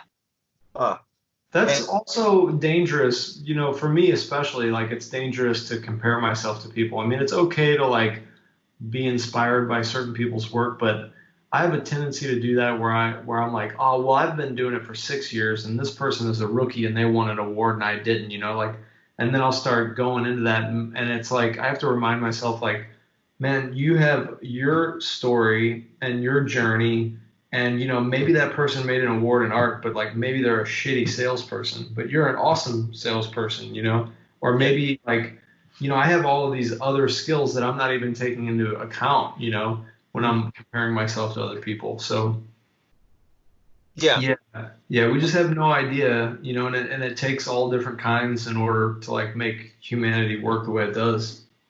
yeah, 100%. I mean, there, like I said, there's always a good outlook with it when you're comparing yourself, and there's also a dangerous outlook to it. I mean, you got to remain positive with it and be honest with yourself as much as you can, and critique yourself and improve. I mean, I say the hardest thing to do is say you're wrong. I'm wrong to yourself. Like I'm wrong. How do I change that? And you're like, okay, I got to do A, B, and C, and then you end up doing A, B, and C, and then there's some kind of reward out of that always. Always with saying that you're wrong and critiquing it, man, there's a lot of reward when it comes to that. What about, I feel like at the very end here, we should just talk about something completely not related to caricatures or art. So, Okay. you got any, I have some ideas, but you got any ideas? No, not really. I'm liking how you're letting us ride the wave with the conversation, to be totally honest. Um, I think we should talk about NeuroNet. Let's talk about that. You know about NeuroNet? I do not, actually. Okay. So currently there is brain implants that you can use. This is not NeuroNet. This is just a brain implant that they have now where they cut a hole in your skull and they implant electronic wires basically that go and help stimulate. Like if you have a stroke and you can't move like the left side of your face, or you've probably seen the cochlear implants for ear, like if someone can't hear, they have like in their ear. So that's all like deep brain stimulation therapy. Wasn't Elon Musk talking about this on the podcast show? Okay, I didn't get to that part. It's hard watching Elon Musk on the podcast. He's just like, so yeah, and this is how it goes. Yeah, dude, he's got just the right amount of autism to like, you know, be right. Like I don't know what it is, man. He's got like Don't perfect. You like the more intelligent a person is, the more they blink? I've always noticed that. Yeah, like I don't know. More intelligent. I don't know what you're talking about, man. Well, I'm a moron, so I barely blink because I'm just like staring into space all the time, thinking about how you have to put drops in your eyes to keep. Yeah, exactly. A spray bottle. So, and he was also talking about like how they're going to use those implants to communicate, or something like that. Yeah. He was saying something about how here in the future we're probably not going to communicate vocally anymore. Right. That freaks me out. That's crazy, man. Like, That's crazy, I mean, especially now. Because one thing I've noticed through this quarantine thing is like all I've been talking to is my parents, my fiance, and maybe a couple of my friends. congratulations, by the way. Oh, thank you. I appreciate that. But you know, like you and me, like we're pretty good friends and we can keep a conversation going. But when you talk to a random stranger or something, it's the connection's not fully there. So you're kind of little walking on eggshells. And I went to the bank the other day and I noticed that I can't talk to other people because I'm always messing up on my words because I've been out of the game for about a month, you know? And like I was talking to the bank and I was trying to say pre-exempt and I came out with saying pre-ejaculation. And that's how bad it's been getting. So that's one thing I'm worried about when it comes to people not communicating vocally. You know, we're especially when you're online, you know, you have time to process how you're going to say something. And then if we're always in that kind of realm doing that, and then one day we have to talk to somebody, we're going to sound like we're chewing on a turtle or something. We're just not going to be able to do it. For me, it's less about that. It's more about that. That's the point. I mean, we're already kind of cyborgs in a way with these phones and everything, but for me, that's where like we cross the line right there because like we're not going to be able to. Someone will have access to our mind other than us, and that's actually kind of already true. Like to be honest, like people are really even the mass of people, especially masses of people, are like really easy to manipulate. There's a great documentary on that called The Century of the Self. I've heard about that. That's amazing, but anyway, so that's already there. But like if someone has like they can log into your brain and like literally make you have your thoughts, like that's not really human at that point. You know, it's just like a biological computer. You know. Yeah. But I get what you're saying where we're already at that point a little bit because especially when it comes to social media and news. And one thing I've learned about this too is like there's so many biases out there and you don't know what to believe and what's actually correct. And that worries me because I mean somebody can spin some kind of story in your mind and then you totally agree with it and then the next thing you know you're just some posse for this person's biased political idea and you don't know where it's going to go. Yeah, I got snagged on that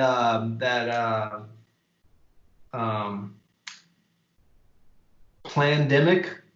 I got swept away by that, and I'm usually really a critical thinker, but man, I don't know. I was in a weak spot or something, and I read it, and I was like, I was like entertaining these ideas for so long anyway. I'm like, I fucking knew it.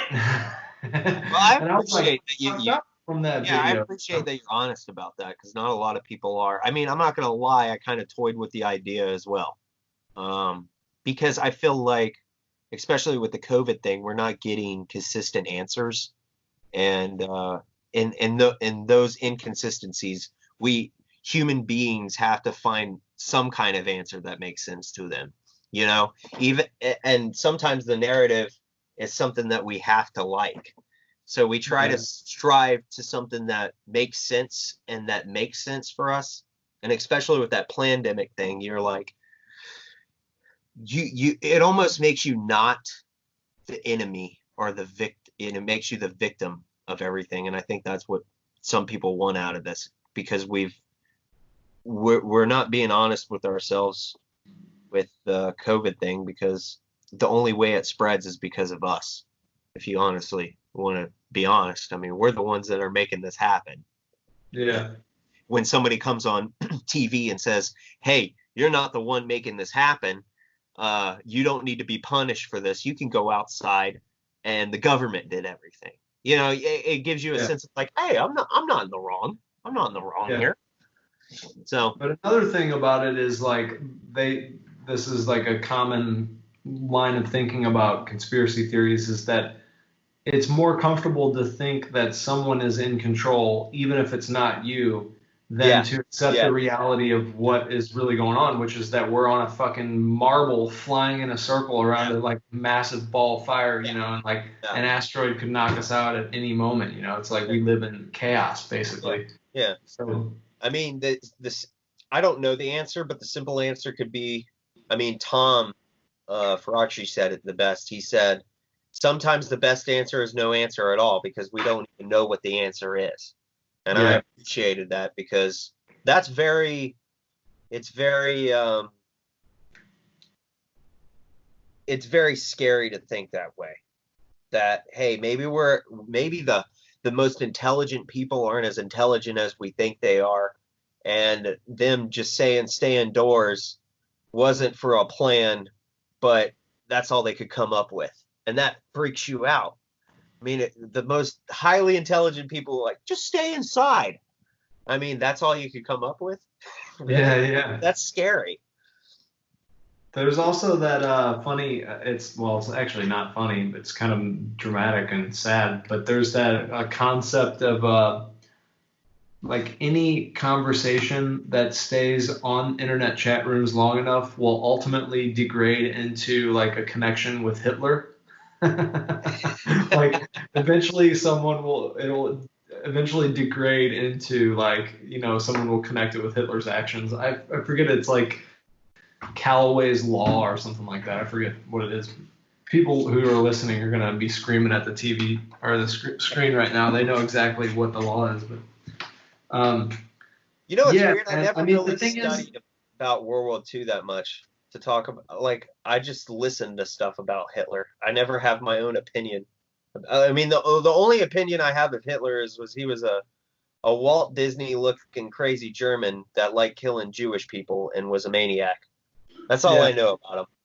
I know a little more about it because we've visited Auschwitz and Birkenau, and we've like met survivors and stuff. So we know a little bit about it. But the thing about that kind of is on topic actually. I mean, the thing about conspiracy theories is that you know, just because there was a lot of lies, mostly lies with the pandemic video, that doesn't mean like I'm not saying that it doesn't mean that that stuff isn't certain things aren't necessarily true with that, because obviously governments and leadership has had a long history all the way back in mankind of like killing their own people, and you know, like it's happening today all the time also. So it's like, you know, and even with the Nazis, for example, like Bayer, I don't know if you knew this, but Bayer, the drug company, is like the Nazis wouldn't have gotten as far as they did without Bayer. And Bayer was actually set up like they had a laboratory right next to the camp, and they were doing a lot of their drug testing on the Jews. So there's all kinds of like fucked up shit that happens with government. So it doesn't mean that like, and conspiracies come out all the time because of the Freedom of Information Act. So it doesn't mean that like that stuff is not actually happening. I'm just saying like the way they spend it was dishonest. It's almost like if someone just did the research and came out with the actual conspiracies that like they knew about and they were honest about the information that they had, I would trust it more, you know. But it's simple, just a little bit of research on that pandemic video, you found out right away that the lady was basically like, you know, liar. She kind of looked like Carol Baskins, in my opinion. Yeah. Did you hear about the people that took the pond cleaner? Oh, did they die? Yeah. Yeah, the guy died. Yeah. I think this is interesting. So they took pond cleaner because they're like, oh, hydrochloroquine's in this. Let's ignore all the other deadly chemicals that are in this and take this because Donald Trump's talking about it. And then they take it, the guy dies, and then she recovers and goes on NBC and starts talking about how she trusted Donald Trump and every word that he said, and she's warning people not to do it and da da da da. Well, NBC didn't release her name, but some other reporters actually ended up finding it, and then they found out, huh? Wait for this. Forget Tiger King for a second, because I think this is interesting and hilarious. They found out she was a Hillary supporter, so that whole narrative that the news was pitching about her being a Trump supporter wasn't true. And Oh. I don't really care about that. What I care about is that they also found out that she wanted to have a divorce with her husband, and she also had a criminal charge on her for uh, domesticated violence because she threw a birdhouse at this dude. So Same guy. Same guy. And then they interviewed his friends, and because he worked at John Deere and he was a mechanic, and they're like, yeah, he was a smart guy. We don't see him drinking pond cleaner. Oh. So now she's under investigation. Oh shit. Yeah, I think that is weird. I'm like, whoa, you know, that would be great because you kill two birds with one stone. You get rid of your husband, and then you also pitch your political idea. But if it backfires, Was that a pun because she threw a birdhouse at him? She was killing two birds with one yeah, stone. exactly. Look at you, Cool. quick-witted bastard. Yeah. Yeah, Carol Baskin definitely killed her husband. There's no doubt about that. I think we don't need to. You just look at the eyes, man. That's how you can tell if somebody killed someone already. And you get a little tick going on. You're like, yeah, you murdered somebody before. I'll show you my little. Yeah, I was looking at that in the background. All I could see were the sketches. Oh, that's nice, man. You see it? Yeah, that's great. Yeah, it's kind of Is dark. that acrylic? Or is that I'll light it up. Say what? Is that acrylic? Yeah, it's acrylic on wood. Nice. Yeah. Man, I'm gonna get off here. I'm interviewing Chi Ding pretty soon. I'm gonna try to get some food in my belly before I get him on. Well, I But yeah, man. Is there anything you want to plug? Yeah, if you live in Georgia, look at thetuneheads.com and hire us for your events and parties if you want some silly drawings and not the boring looking caricatures that you usually see. And also, you can look me up on Instagram at AJTuneheads. Follow me. I'll try to come out with more content of funny looking body drawings. And yeah, that's it. I think that's all I can plug in.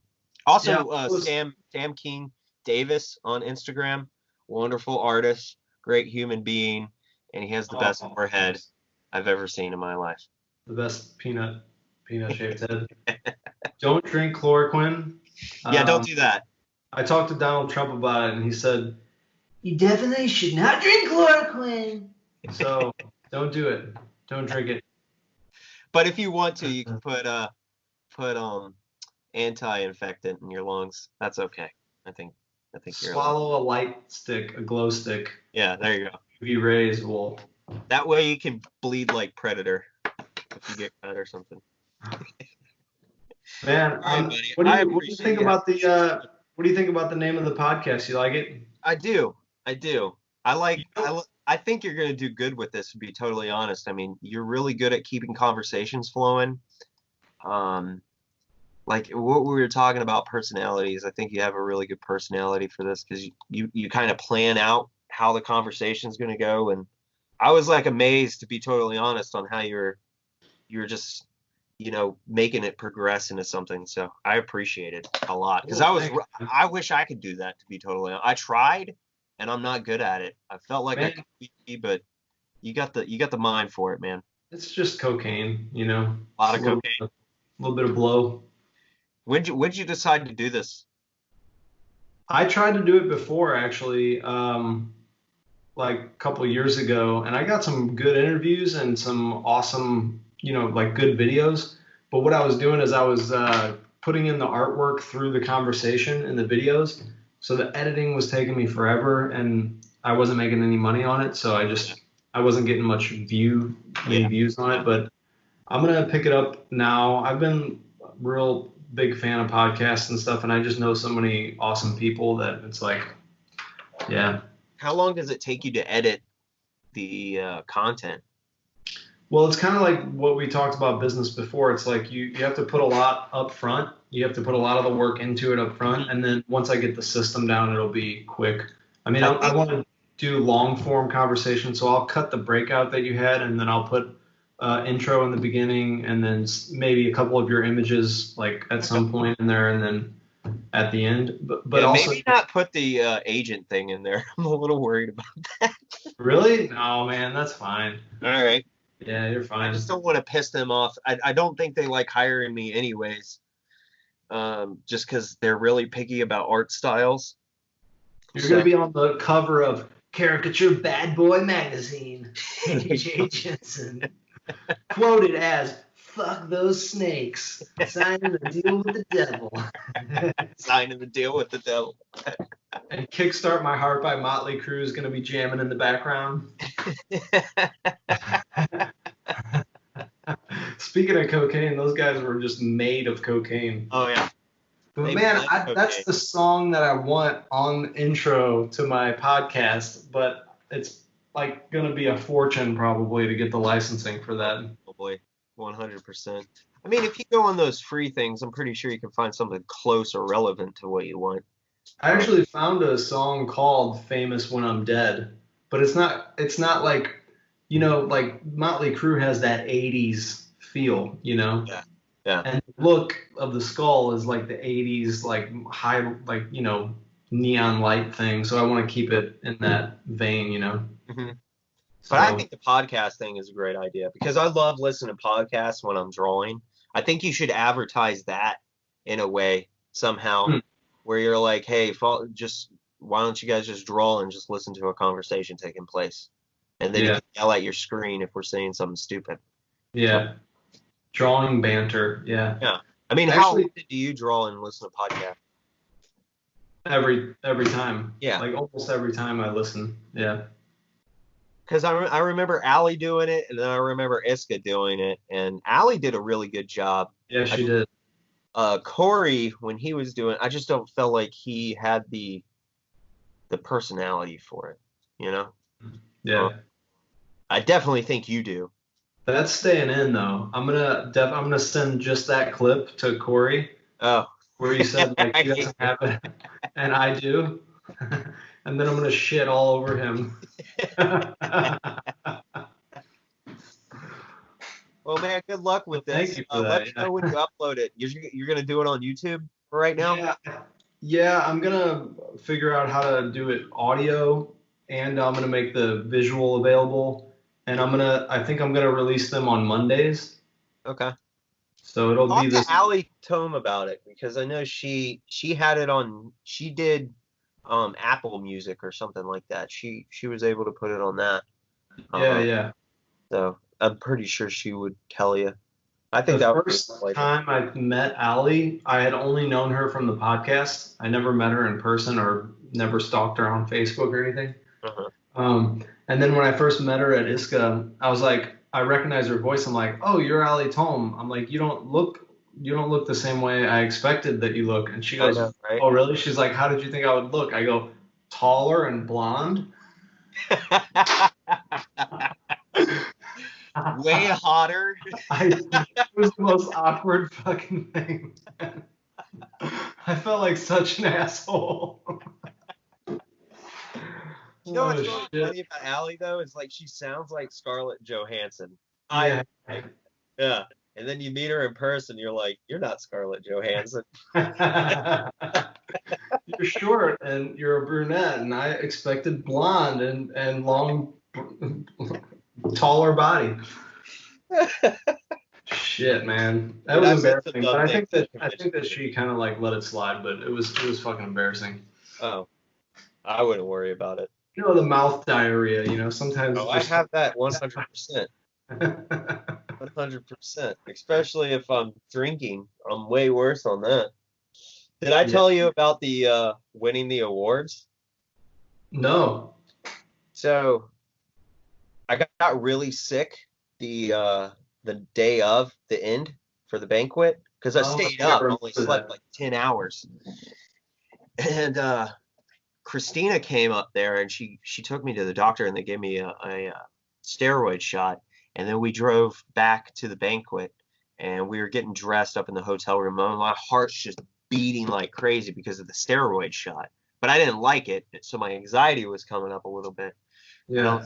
I think I'm really anxious right now. She's like, why don't you take a lorazepam, which is like a Xanax, it's a benzo. Yeah. but it's a low dosage. It's not high. But Yeah, I've had an overdose on lorazepam, so I know about lorazepam. Oh, do you? Yeah. Early days. Those were the early days. Totally Yeah. forget I took one. Oh. And then I took another one because I'm like, did I take a pill? And she's like, I don't think you did. So I went and took another one. Shit. And then we went downstairs. And then when we're going down the elevator, I'm like, oh shit, I forgot to take a lorazepam. So I'm like, babe, I forgot to take it. Let me go back up because my heart was beating like crazy. You took a third one? I took a third one. Ooh.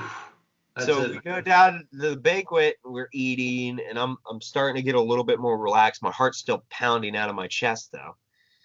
And then the award ceremony starts, and I win my award for the first time. And just going up on stage is a little bit nerve-wracking. So I started getting more anxious, and I was just like, man, did I take that lorazepam? And then it was funny because when I won second place for body situations, the next one was most humorous. So I was third place in that. So I was taking my picture, and then they're like, AJ Jensen. And I was like, wait, what? And then I'm like, oh shit, I'm fucked up. Like, I guess I haven't taken this in a long time. So I'm walking up again on stage, and I'm like, wait, I hope they really called my fucking name because that would be awkward as hell. They're like, you know, like, awesome. Eric Goodwin, come up here. And then I show up. I'm like, thank you. Like, so when I'm walking up there, I'm like, it just all hit me. I'm like, holy shit, I've taken 3 pills because I just remembered all of it because I get in my mind a lot, you know. And I got my award. I'm like, okay, I'm fucking done. Because I walked back to I guess when I stood up, that's when it hit me. Yeah. And we were at the table, and I'm like seeing double. I'm fucked up. And like a meteorite could crash down and like kill tons of people, and a flame could come, and I start laughing because I'm so goddamn relaxed. And then we take a smoke break, and we come back, and they're like, okay, cartoon style. And I'm like, all right, man, Kiko's gonna win first place, man. I'm like really fucked up. And then third place went to I think it was Kirby. I'm not sure. And then Kirby went up there. I'm like, okay, Dan McMahon, man. Dan McMahon's gonna get up there. And then they're like, Kiko Yamada. I'm like, what? Kiko's not first? Okay, man. I guess Dan won, man. Dan.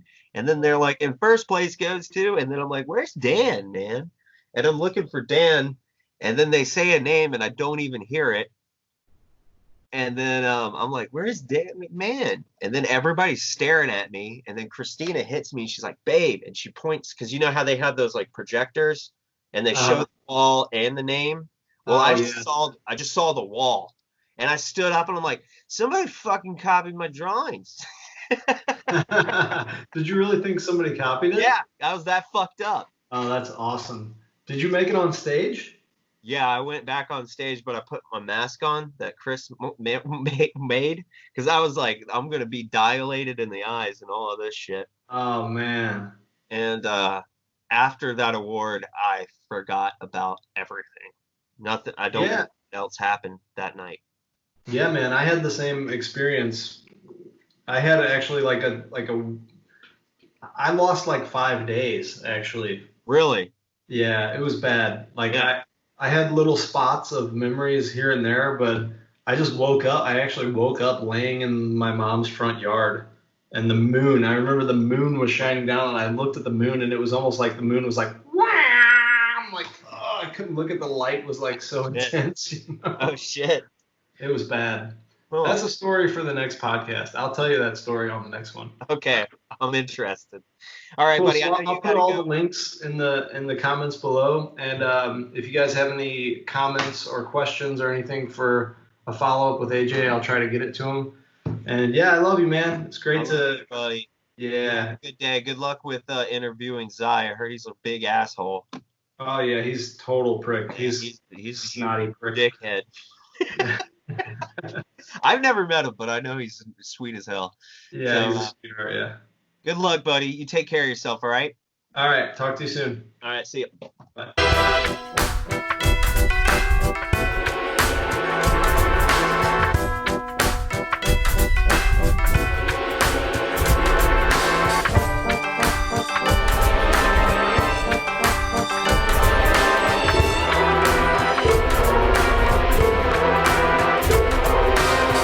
gave me $1 million and the fridge with a padlock.